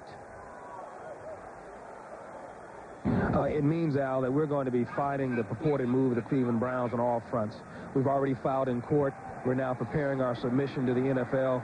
We're going to Washington tomorrow to meet with representatives from both the House and the Senate. We're clear about what we're going to do, and we're going to fight to the final hour to keep the Cleveland Browns in Cleveland. Mayor White was here before the game. Left shortly after the start to fly to Washington as Lorenzo White is the running back here from the 30. And White on his first carry of the night gets taken down behind the line of scrimmage by Brenson Buckner. So the mayor was here. There are a lot of Browns fans here tonight, but the game was sold out, so there aren't that many. The Browns fans had hoped there'd be a show of solidarity and that a lot of the fans would wear orange armbands, but we don't see very many here tonight. No, I think the Steelers fans, when in doubt, are falling back into the position. We've got a chance to put the Browns out of this thing, take a 2-game lead. That one out. They might have had a brief moment of compassion, and they thought better of it. And look at that graphic. Most games played at one stadium in the history of the NFL. Cleveland Stadium is second as White breaks a couple of tackles and takes it up to the 37. And it's fascinating. Wrigley Field in Chicago has hosted more NFL games than any other locale. Cleveland Stadium second, the LA Coliseum third, and all will be without football next year. Well, Wrigley Field's been without it for a long time.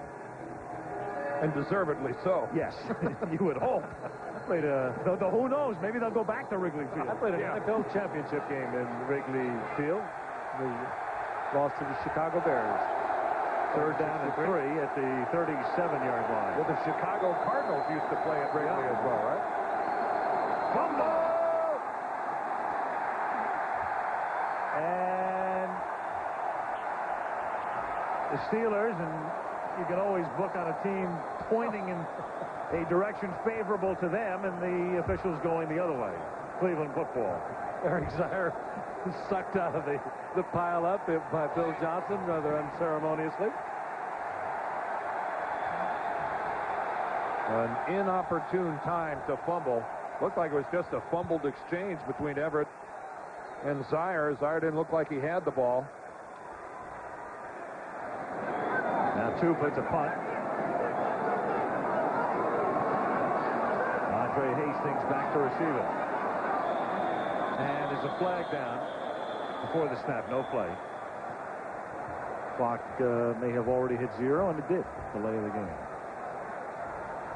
Prior to the snap, delay of game on offense.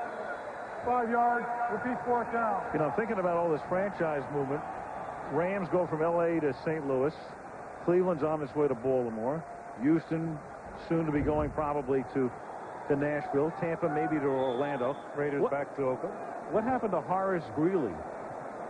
Go west, young man, is now the reverse, isn't it? They're going east. Yes. It's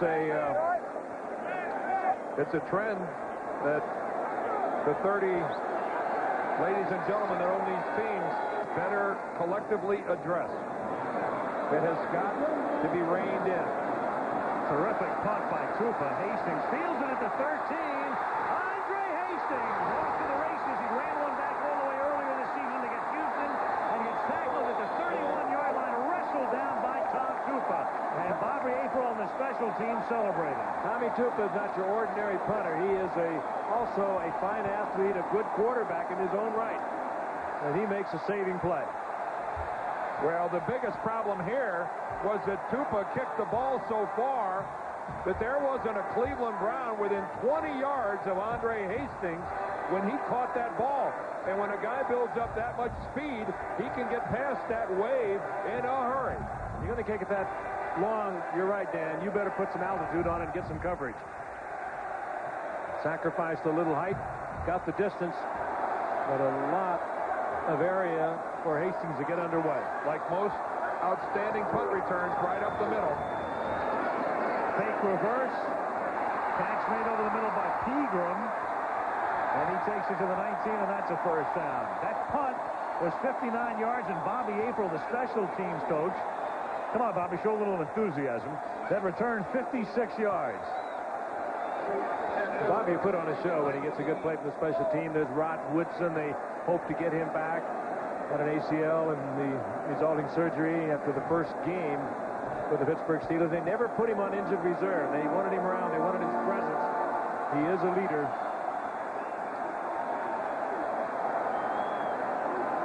Steelers at the 19-yard line. Pegram. Gain of 4 takes it to the 15. We have 5 minutes to go in the third quarter. Pittsburgh on top 10-3. Well, once again, a great deal of pressure being put on the Browns defensive team. Their offense couldn't move it. Then a mistake by the special teams.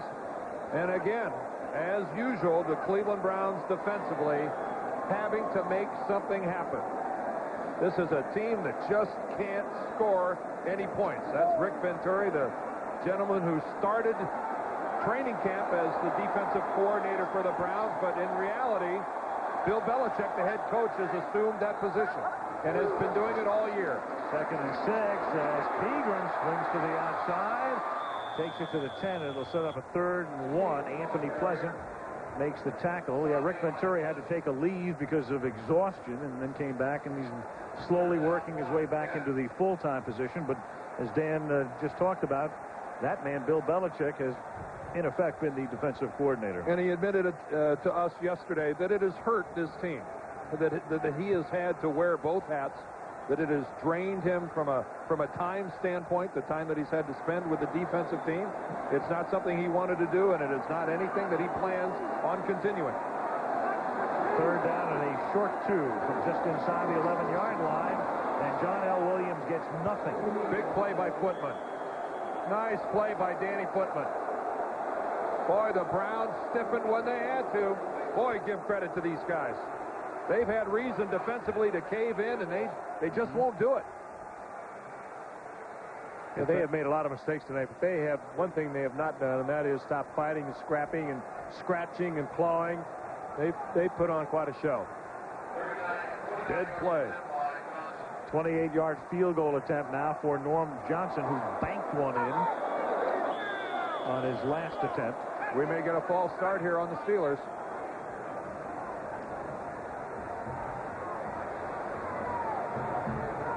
Ron Blum, busy man tonight. 79 offense, false start, 5 yards, repeat 4th down. Well, we have had some flags tonight. Yeah, that's James Parrish, a backup tackle. That's Bobby April, the coach, but James Parrish, the gentleman upon whom the flag was thrown. Of course, Bill Cowher was a special teams coach for a while. At Cleveland. A rather excitable guy on the sidelines. He was with the Browns. We remember Bill running up and down the sidelines, how far we've come. This is a 34-yard attempt now. And Norm Johnson splits the uprights this time. Didn't need any help from Minnesota Fats. 2:50 to go in the third. 13-3 Pittsburgh.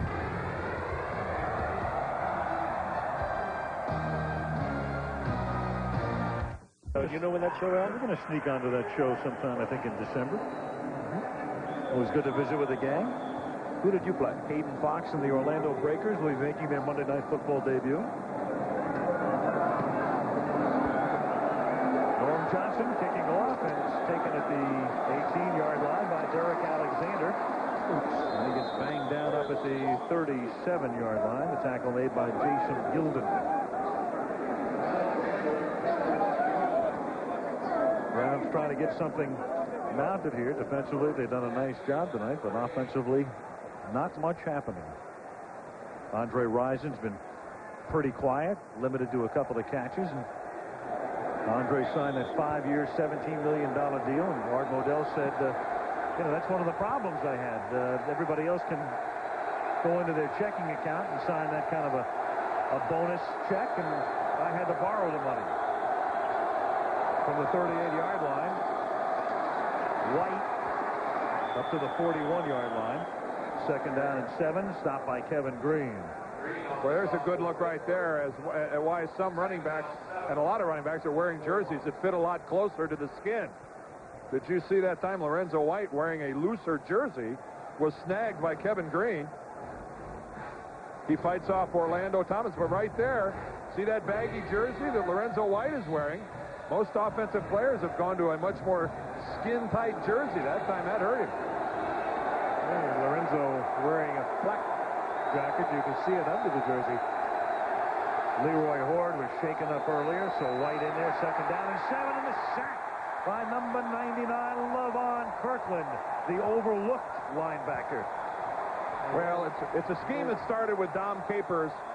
He's now the head coach of the Panthers. Dick LeBeau is carrying it on. And quite simply, it is the Steelers come at you from every direction on the defensive front. Inside, outside, and they mix it up beautifully. Yeah, they have Chad Brown, the other inside linebacker, has 5.5 sacks, and here comes Kirkland. I think that might be his first. It is. First of the year.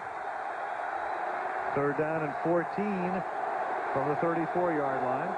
Minute and a half to go in the third quarter. Look out! Dyer hit from behind, stripped of the football. Guess who? And 95. Lloyd created it. Gets the sack, forces the fumble. I think Buckner got the ball, didn't he? Waiting for the signal is Orlando Brown, who comes up with the ball, so at least Cleveland retains possession. Oh, they lucked out there. Greg Lloyd just exploded around the right side. Great speed. Again, we talked about his size. 226 pounds on the program.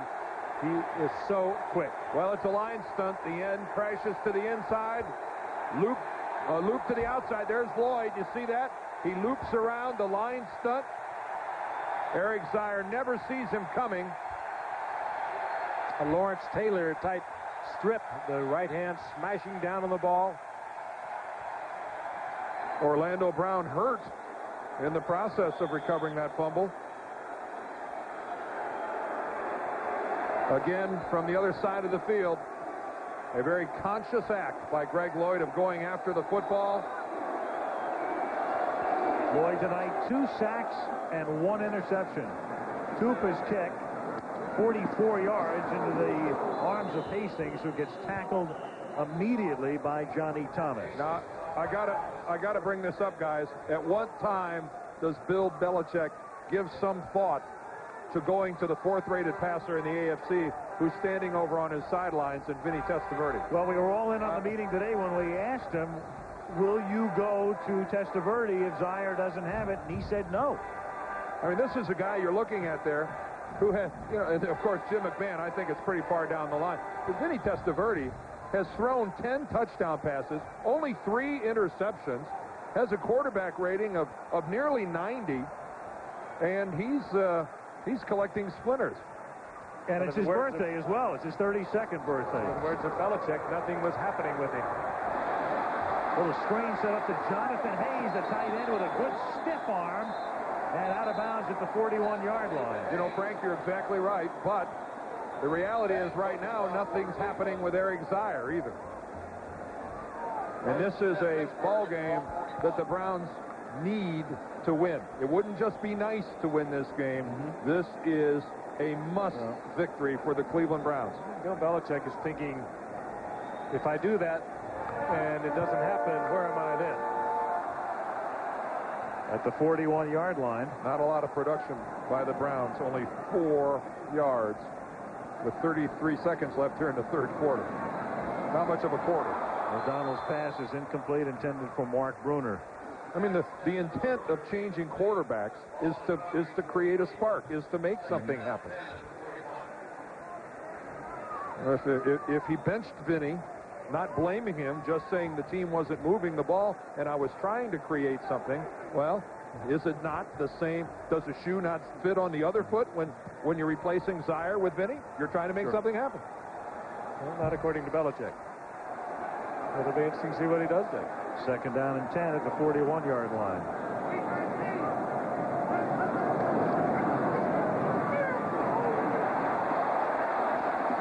And O'Donnell's pass is caught by John L. Williams, but no.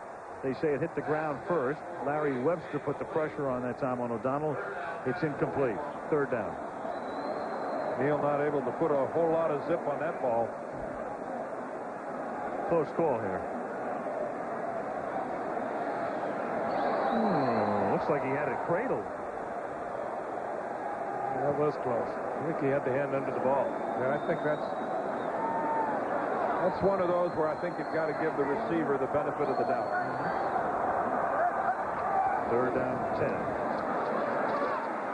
And the sack as Dan Footman, number 78, along with Burnett, leads the charge. And then Burnett taunts him, and here comes the flag. So Burnett stood over him, taunted him, and drew the flag. Well, I tell you what, Burnett and Footman doing Hans and Franz back there. That might work on Saturday night, but not at Three Rivers Stadium. Yep, not on Monday night.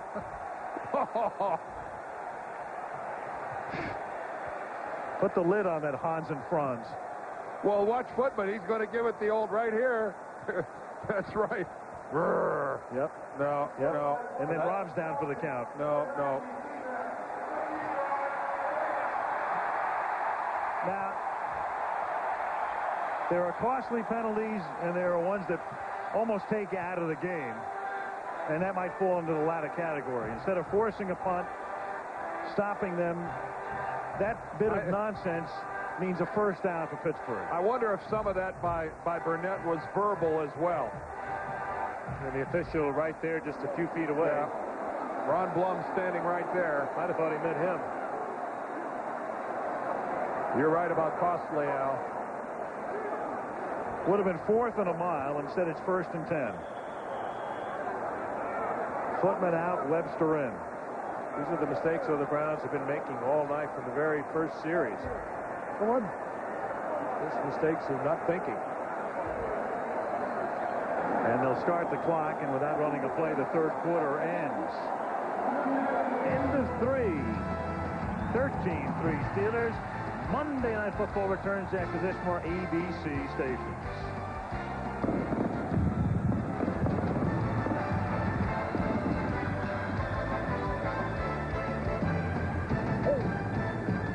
Fourth quarter at Three Rivers Stadium in Pittsburgh. The Steelers with the ball at their own 43-yard line, 1st and 10. Pittsburgh leading 13-3. Eric Pegram over the left side picks up about 4. The dominant theme tonight has been Cleveland, and of course the movement of the franchise next year.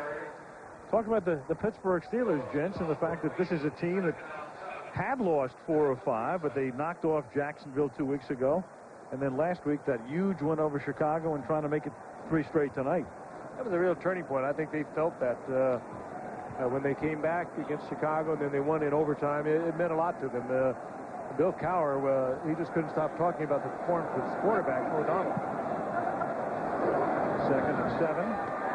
Yancey Thigpen loses the football, but they say it's incomplete. And it will be 3rd down and 7. Incomplete pass. Of course, this is a team so frustrated by what happened last year to come that close and yet not make it to the Super Bowl. And frustrated by their very awkward start this year. But, you know, this is a team that's used to playing well in November and December. They've got a chance to put away a competitor here in the Cleveland Browns, take a 2-game lead, and they look like they're well on their way to doing it. Let's go ahead and take another look here at Yancey Thigpen. You have to have the ball. You have to demonstrate possession by putting both feet on the ground. That was extremely close to being a reception. But again, the way the rules are, you must demonstrate possession by putting both feet firmly on the ground. They've really tightened down what is a completion and what is not. They talked about the shaky start of the Steelers. They lost Rod Woodson, their #1 defensive player, in the opening game. They lost Neil O'Donnell, their quarterback, with a broken finger for several weeks. They had a reason for that rough start, and they are getting it back together again. You know, the Browns have not been able to do a lot offensively tonight. They're in desperate need of a big special teams play. Ron Stark left puts it down to this 15-yard line. Fumbled by McArdle. Ball is still loose. And the Steelers, if they recover, will have a touchdown. That is not what I was talking about in looking for a big special teams play. That's a big special teams play for the Steelers. Muffed all the way by McArdle. Never had possession. You cannot advance a muff, but that muff ended up in the end zone. So Al's call is right. If that's in the hands of a black shirt, that's a touchdown. Well, it might have changed hands half a dozen times by now. Well, the Browns indicating that it's their football. And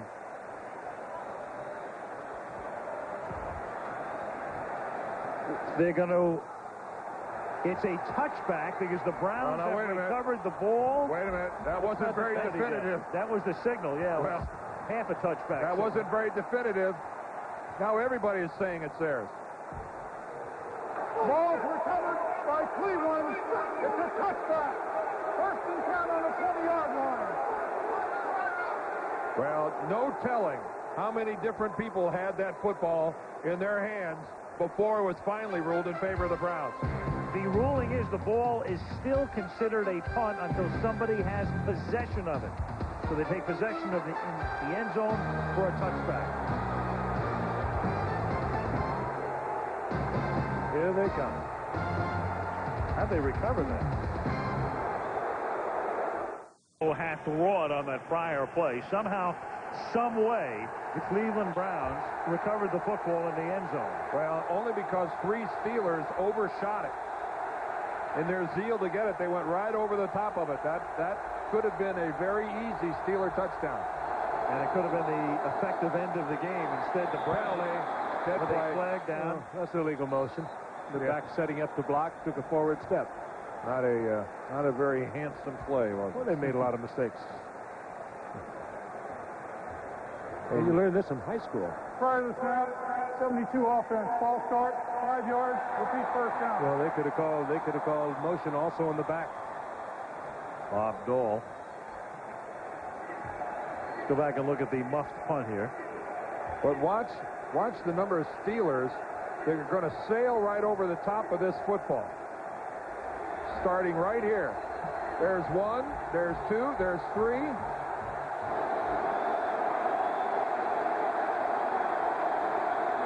Ernest Kleiner is in the backfield, 1st and 15. Zaire throws. Tight end makes the catch. Brian Kinchin, he's taken down at the 19 by Myron Bell after a gain of 4. 2nd and 11. Boy, beautiful look there at Kevin Green coming on the blitz, and then Myron Bell rotating right over to fill the spot right behind Green. A real coordinated look at a defense.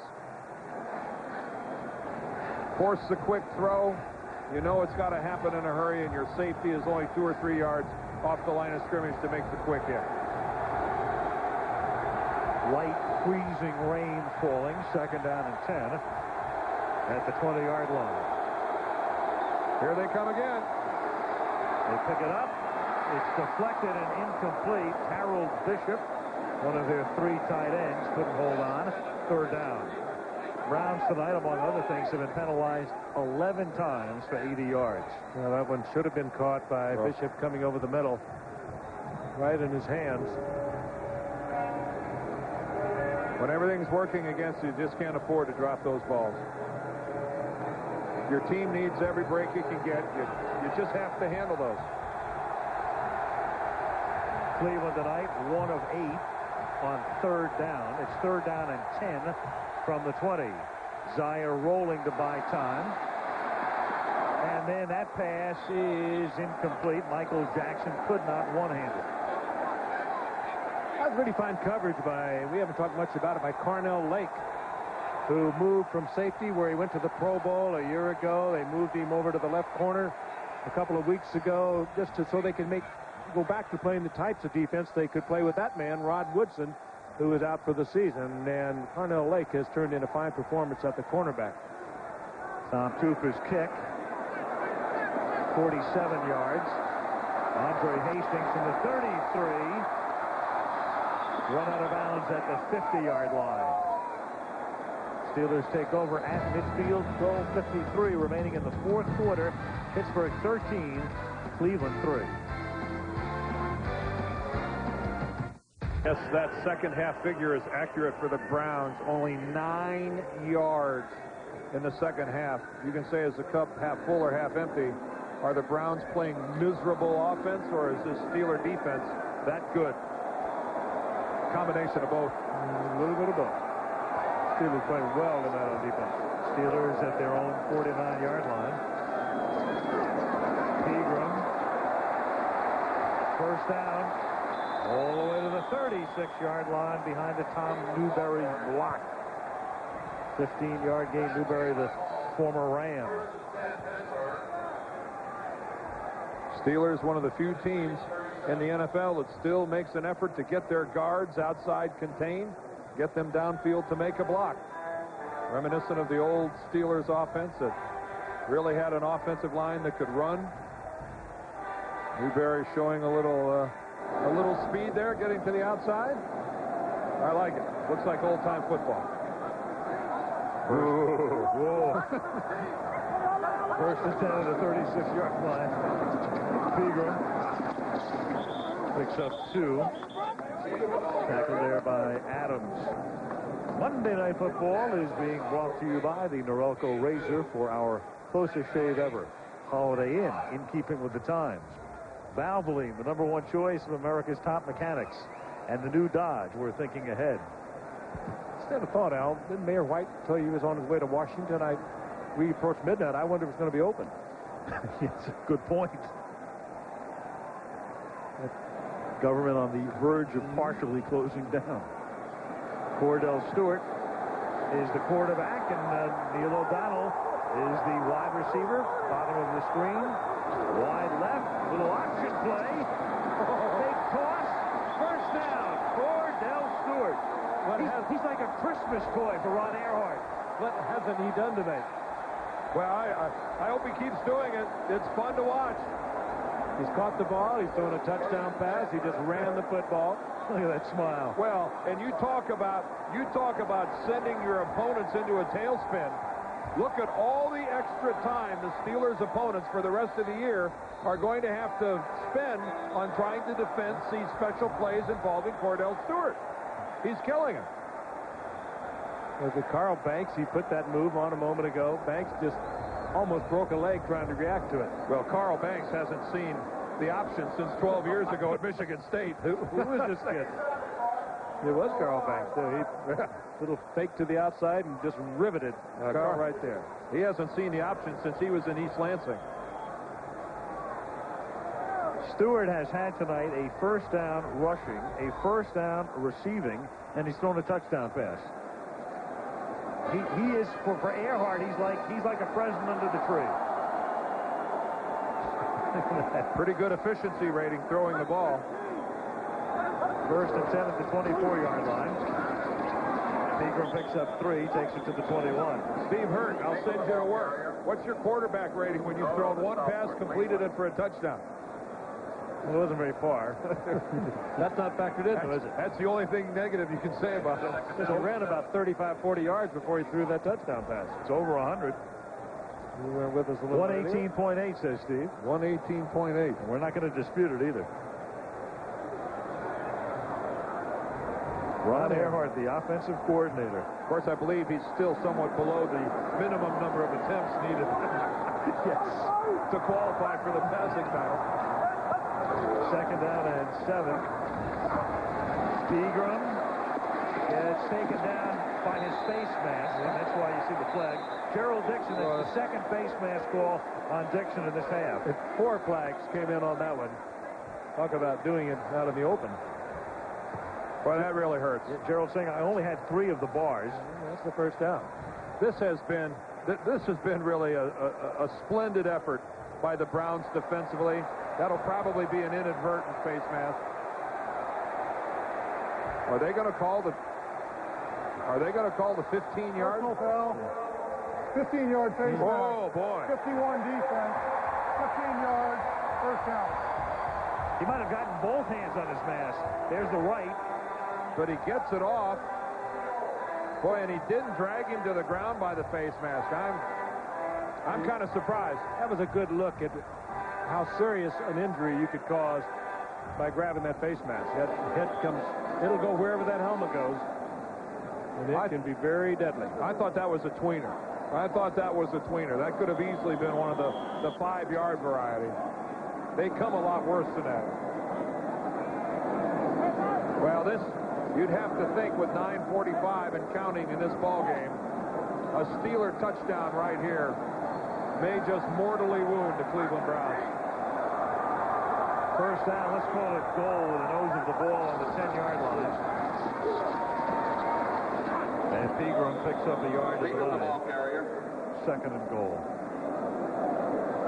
Next week, we go to Joe Robbie Stadium in Miami for what is now a very intriguing matchup. The 40 in a good place. Yep. Very good. Second and goal, and O'Donnell's throw is too high, intended for Mark Bruner, the rookie tight end. Third and goal. O'Donnell's pass to Bruner. Actually, they could get a first down without getting a touchdown. If they do, they'll be about 3 inches from the goal line. That window of opportunity for a first down up there, Al, is mighty small. That's right. Had a look at Ron Earhart. He can call the plays from the sideline. He's the offensive coordinator. The play cannot be called by the coach from the booth. You have to relay it from there. O'Donnell on third down. A little fade into the end zone. And it's caught by Thigpen. Yancey Thigpen doing his best Chris Carter imitation. And Antonio Langham never saw the football. What did Bill Coward tell us today? Because Yancey Thigpen, even a 6'1", has a great vertical leap. And you just saw it. I think Bill Cowher saying to Neil O'Donnell, see, Neil, I'll let you throw a touchdown pass every now and then. We won't give them all to Cornell. This is probably a play they have talked over before that they were going to use. Langham never sees the ball until way too late. He's in the middle of a spin when the ball comes down to Thigpen. But part of that is Yancey Thigpen. There's a little bit of an acting on his part. Johnson tacks on the extra point. Little fade for 6. 20-3, Steelers.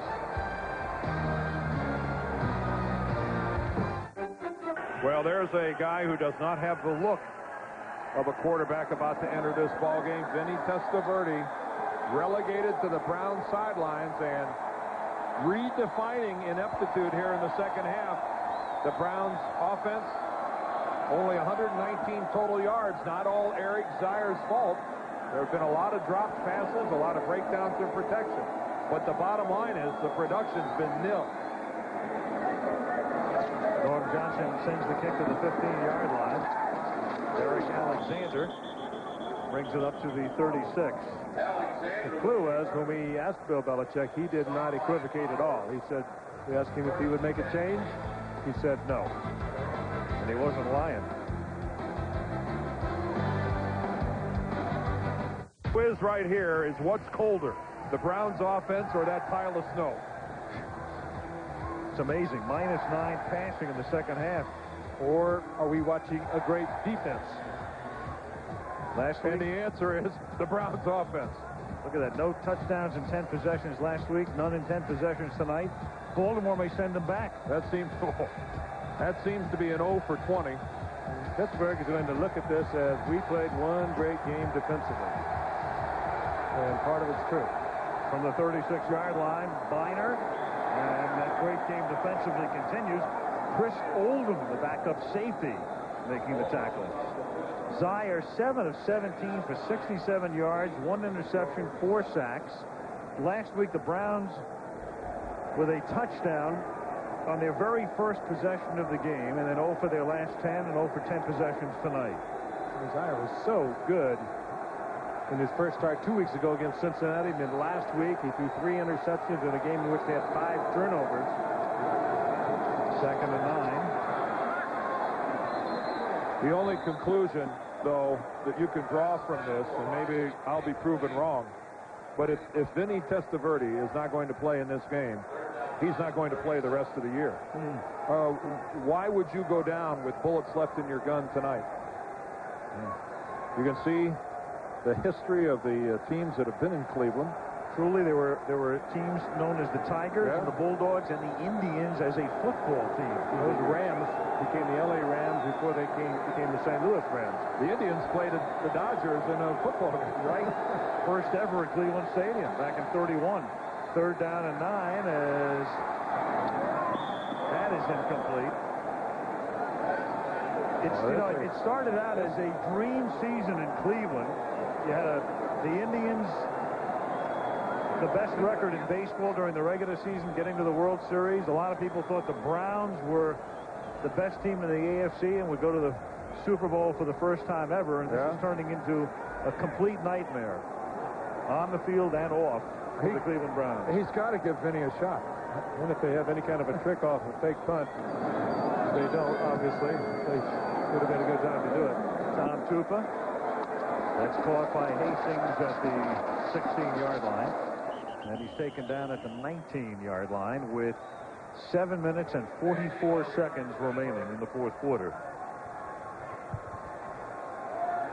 And O'Donnell and Earhart going over things. And one of the things they'll do is take as much time off the clock as they can at this point. Ron Earhart, 10 years with the Giants as their offensive coordinator, came here 4 years ago, former head coach in New England, and still loves the game. And one of the best. He makes some fine calls. We've seen him tonight. Well, the Pittsburgh Steelers, given the rather topsy-turvy look of the AFC Central, a chance to go 6-4 and a 2-game lead. You wouldn't think that 6-4 would give you a 2-game lead over the rest of the division, but that's certainly the case in the AFC Central. And it's time for a little animation. Sir, that Cleveland defense, the subject. In the first 4 games this year, they gave up only 11.8 points per game.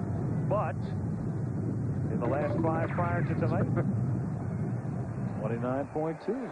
Oh, boy. You know, that's why Disney bought us. I'm convinced of it.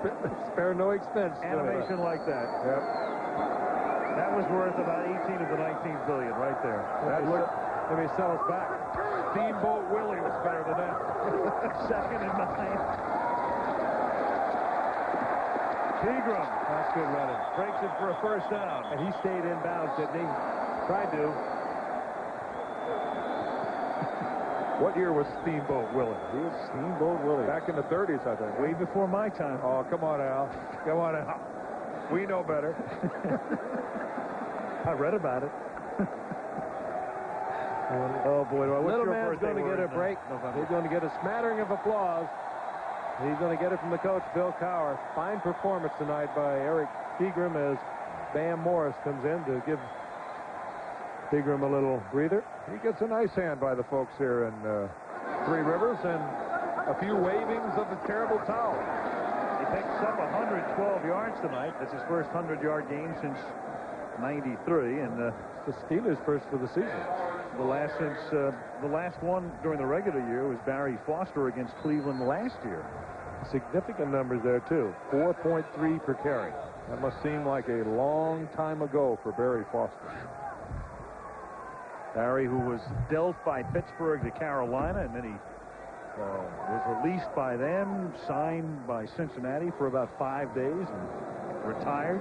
Which walked in and said, what was his quote? I feel like a 60-year-old running back. And here's my signing bonus back, and I'm going home. 2nd and 6. Van Morris picks up a hard yard, taken down by a quartet of Browns. Clock ticking with 5:40 to go. Dan was talking about the fact the Steelers will have a 2-game lead. And as you look ahead, you can start thinking about home field advantage. The irony in the AFC this year is that the team with the 2nd best record, Oakland, has the misfortune right now of playing in the same division with Kansas City. And remember, 2 teams in one division cannot host or be given the bye in that wild card round. So at the moment, Oakland would go in as a wild card team and have to play an extra game. 3rd down and 5.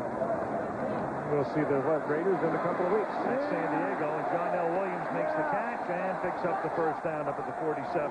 That happened to us in St. Louis one year. We finished the season at 11-3 and didn't get to host the playoff game.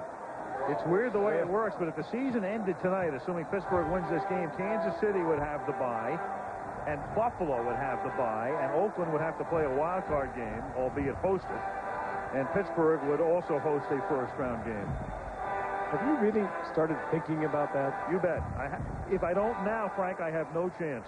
We're already booking hotels for the playoffs. Kind of a little interesting matchup this weekend with the Raiders and the Cowboys. I'll say. From the 47-yard line, Van Morris picks up 4. I wonder who Carmen Policy will be rooting for in that Raider-Cowboy game this week. I wonder who will lock up on Tim Brown. He may just choose to pass it up. You think they'll play Brown in the slot? They might. They might. A little Dion Tim Brown action won't be all bad. You're right. Carmen may not watch it at all. He may boycott that game. Not exactly 2 of his favorites. Well, Carmen will be in Miami next week with the 49ers, and so will we. The Dolphins and the 49ers next Monday night. 2nd and 6 at the 49-yard line, and Van Morris picks up 2 to the 47-yard line. 49ers and the Cowboys yesterday. Here's a note. 2nd game in NFL history in which it was the 10th game of the season or later. The home team had lost or tied no more than one previous game. And the home team lost by 18 or more points. Well, you know we're in trouble when we get down to this. Well, the only other game of such ilk, the Patriots beat the only way to describe this is ilk. The Patriots beat the Chargers 41-0 in a game that meant nothing to the Chargers because they'd already clinched their division and they were headed for the AFC Championship game. I thought maybe that. Oh, look at that. A deflected ball that ends up being a completion. Yep. Bet you didn't know all that. Well, I thought Ilk was the nickname of Tooch Ilkins. That's we're here in Steeler country. Well, that's when things are going okay, when the ball's deflected at the line and it's still a completed pass. You know, like the Chicago Bears, the Steelers have just quietly developed a couple of really fine outside receivers. Yancey, Big Ben leading the AFC in yardage coming in tonight, over 50 receptions, and Charlie Johnson just getting better, the second-year man out of Colorado. These are 2 fine outside receivers. Has this town ever had any really talented outside receivers? Oh, there's that kid, 88. Who? Yeah. Kid from USC, 88, Swan. Kid will line up across. Oh, yeah. He's the one who played second fiddle, that stalwart guy, isn't he? Yeah, that's the guy. Then there's that Lewis Lips. Yep. Whatever happened to that 88? Swanee, they still love you here. You know it. They had Swanee's picture up in the scoreboard a minute ago. Who is this beautiful baby? Yep, in swaddling clothes. Turn to your left, Lynn. Come on. We know you want to look at us. Come on. Oh. He's still wearing those swaddling clothes. Well, nobody should be wearing that 88 except Lynn Swann. Come on, I know you want to smile. Come on. He's frozen. 2nd down and 6. And Van Morris stopped at the 32-yard line, and that takes us to the 2-minute warning. 2 minutes until the Steelers are officially 6-4.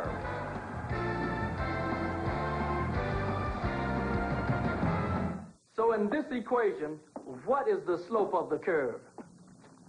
At -2.3, the slope is 9. Correct. That's his 10th completion in a row. Man, he's got skill. He knows what he's doing. That's some challenge. Here we go, here. Hey, this kid never fumbles. Just check this out. Put it together, man. He's putting it all together. A smooth move. Look at that. 50 players from the National Football League have recently proven themselves big fans of education. Man, is he fast. Together with NFL charities, these players have given a $1 million gift to the College Fund. Check it out. Their strong show of leadership sends a message to young people that education is essential, that brains need developing as well as bodies. Thanks to their support, deserving kids will have the chance to achieve greatness. Oh, he's unstoppable. These NFL players agree. A mind is a terrible thing to waste. Join them and support the College Fund.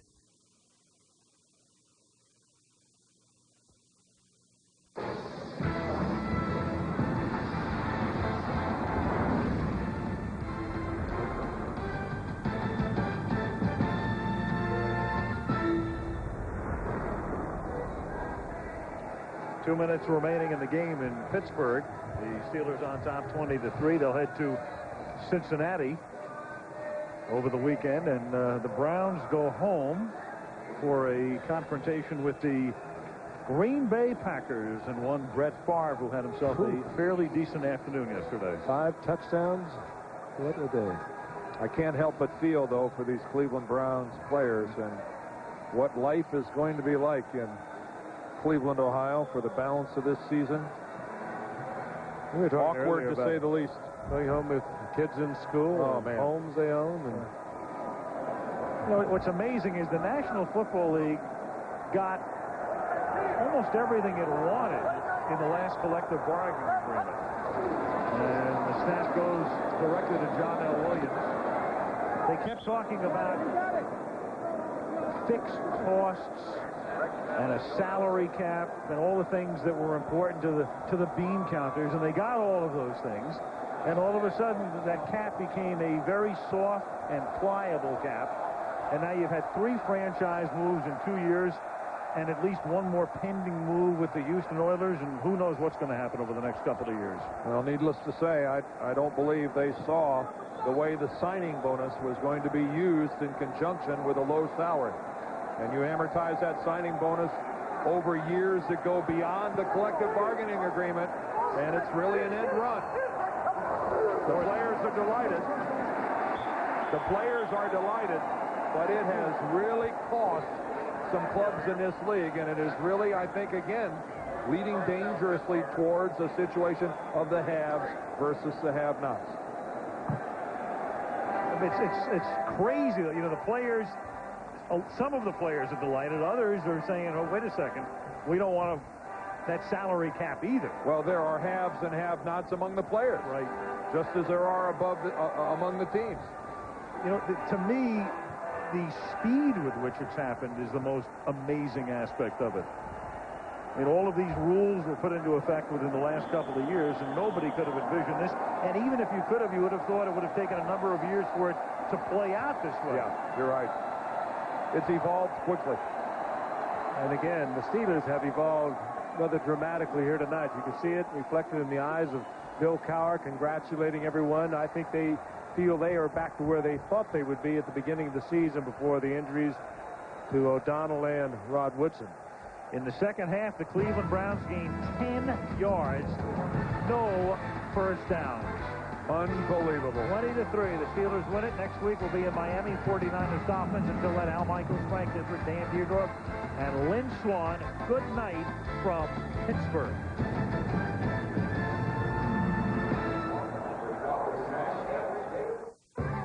with some visiting Browns fans getting used to traveling and supported by some Steelers fans, but not Steeler coach Bill Cowher, the former Brown. First quarter, both teams wasted opportunities. Neil O'Donnell, Charles Johnson. Charles is wide open, but he'd be a lot more wide open if he hadn't overthrown him. And now it's the Browns' turn. Leroy Horde with a horde of yards all the way up to the Steeler 14, but I'm afraid there's a flag on the play. You know how painful that can be. Holding on the Browns, number 66, Tony Jones is the man to watch. Wow, I thought I was having never mind. He gets Pittsburgh's Ray Seals with his arm, and that's an arm. Jim Brown says that's an arm. Greg Lloyd was the star of the first half. Later on in our breakdown segment, we're going to look about how little time Eric Zier had, and he made it happen.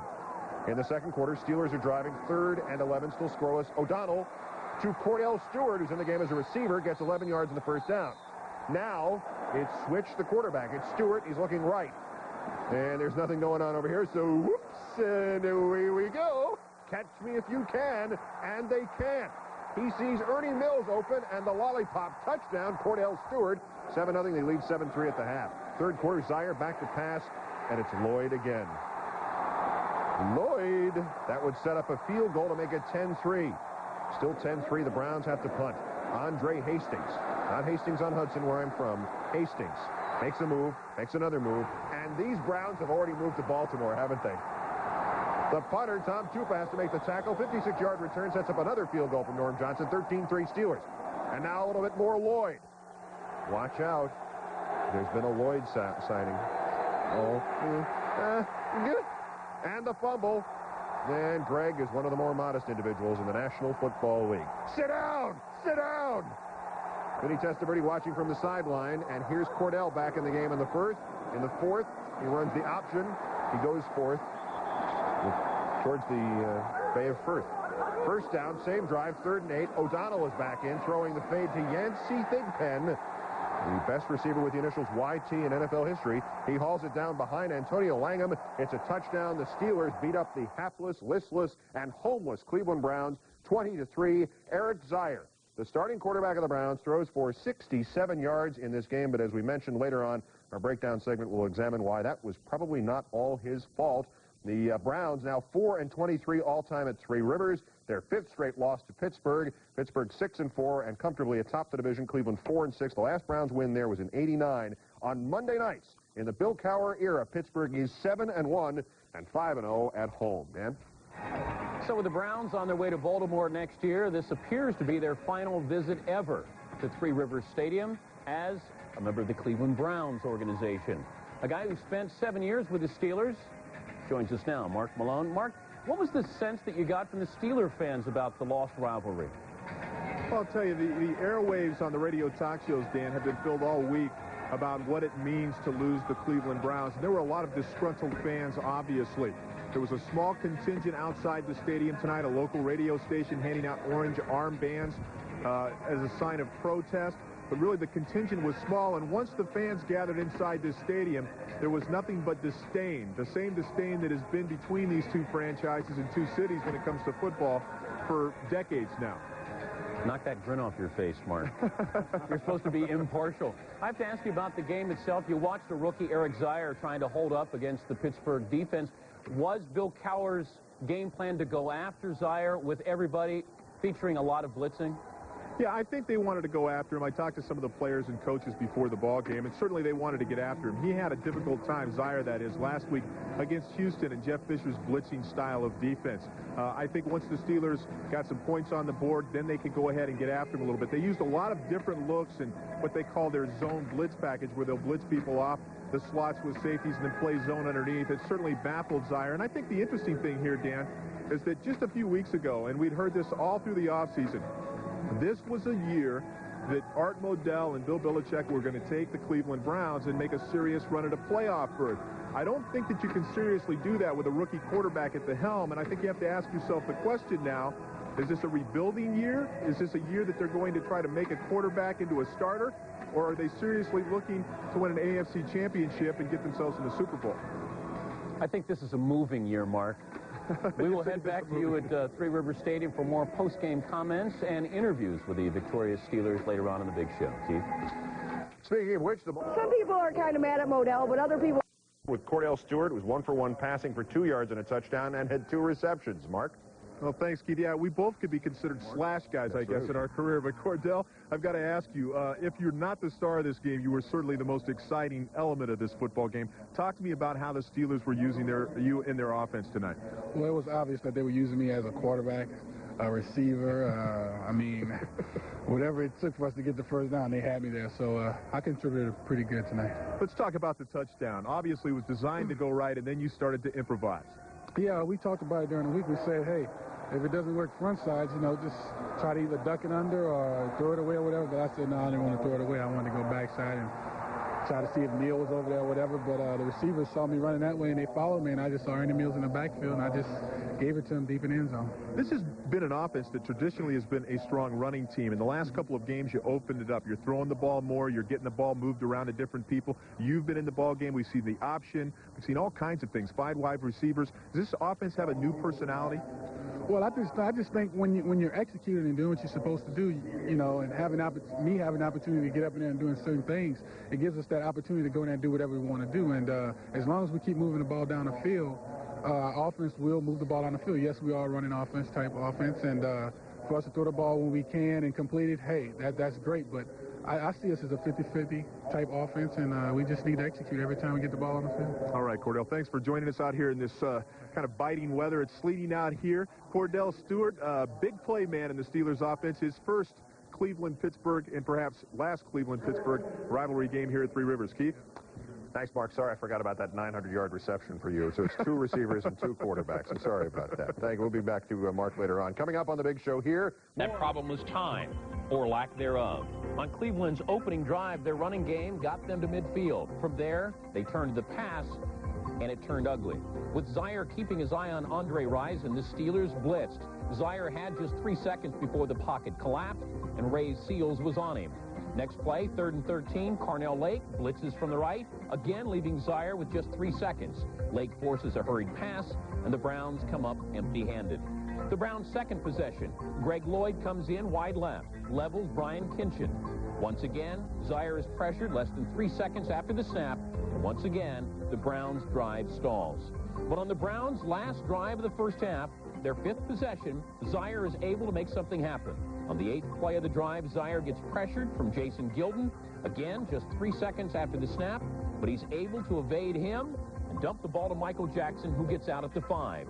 With just 15 seconds in the half, on the 10th play of the drive, Zaire can't find an open receiver and scrambles down to the 2. Penalties push the Browns back, but Zaire's 2-minute drill showed composure, and the Browns came away with 3 points. But in the 3rd quarter, the line collapsed, and so did Zaire's composure. Pressured by the line, Zaire's forced pass gets tipped by Ray Seals and gets picked off by Greg Lloyd. Later in the 3rd quarter, it's Lloyd again, getting the best of Zaire. Blitzing on 3rd down, Lloyd blindsides Zaire just 3 seconds after the snap, forcing the fumble. The difference for the Steelers was blitzing, taking advantage of a rookie QB. Holding the Browns' QBs in check, nothing new for the Steeler D last season. The Steelers won all 3 games from the Browns, including the playoff game. Vinny Testaverde threw 8 interceptions. Cleveland had only 3 touchdowns. He completed 48% of his passes. Zaire not on fire tonight. Not unprecedented in Steeler history. Did you know the record for the longest pass reception in Steeler history is shared by ESPN's Mark Malone, the quarterback? Got it from Bradshaw, Terry Bradshaw. He caught one for 90 yards back in '91, and that was later matched by Dwight Stone.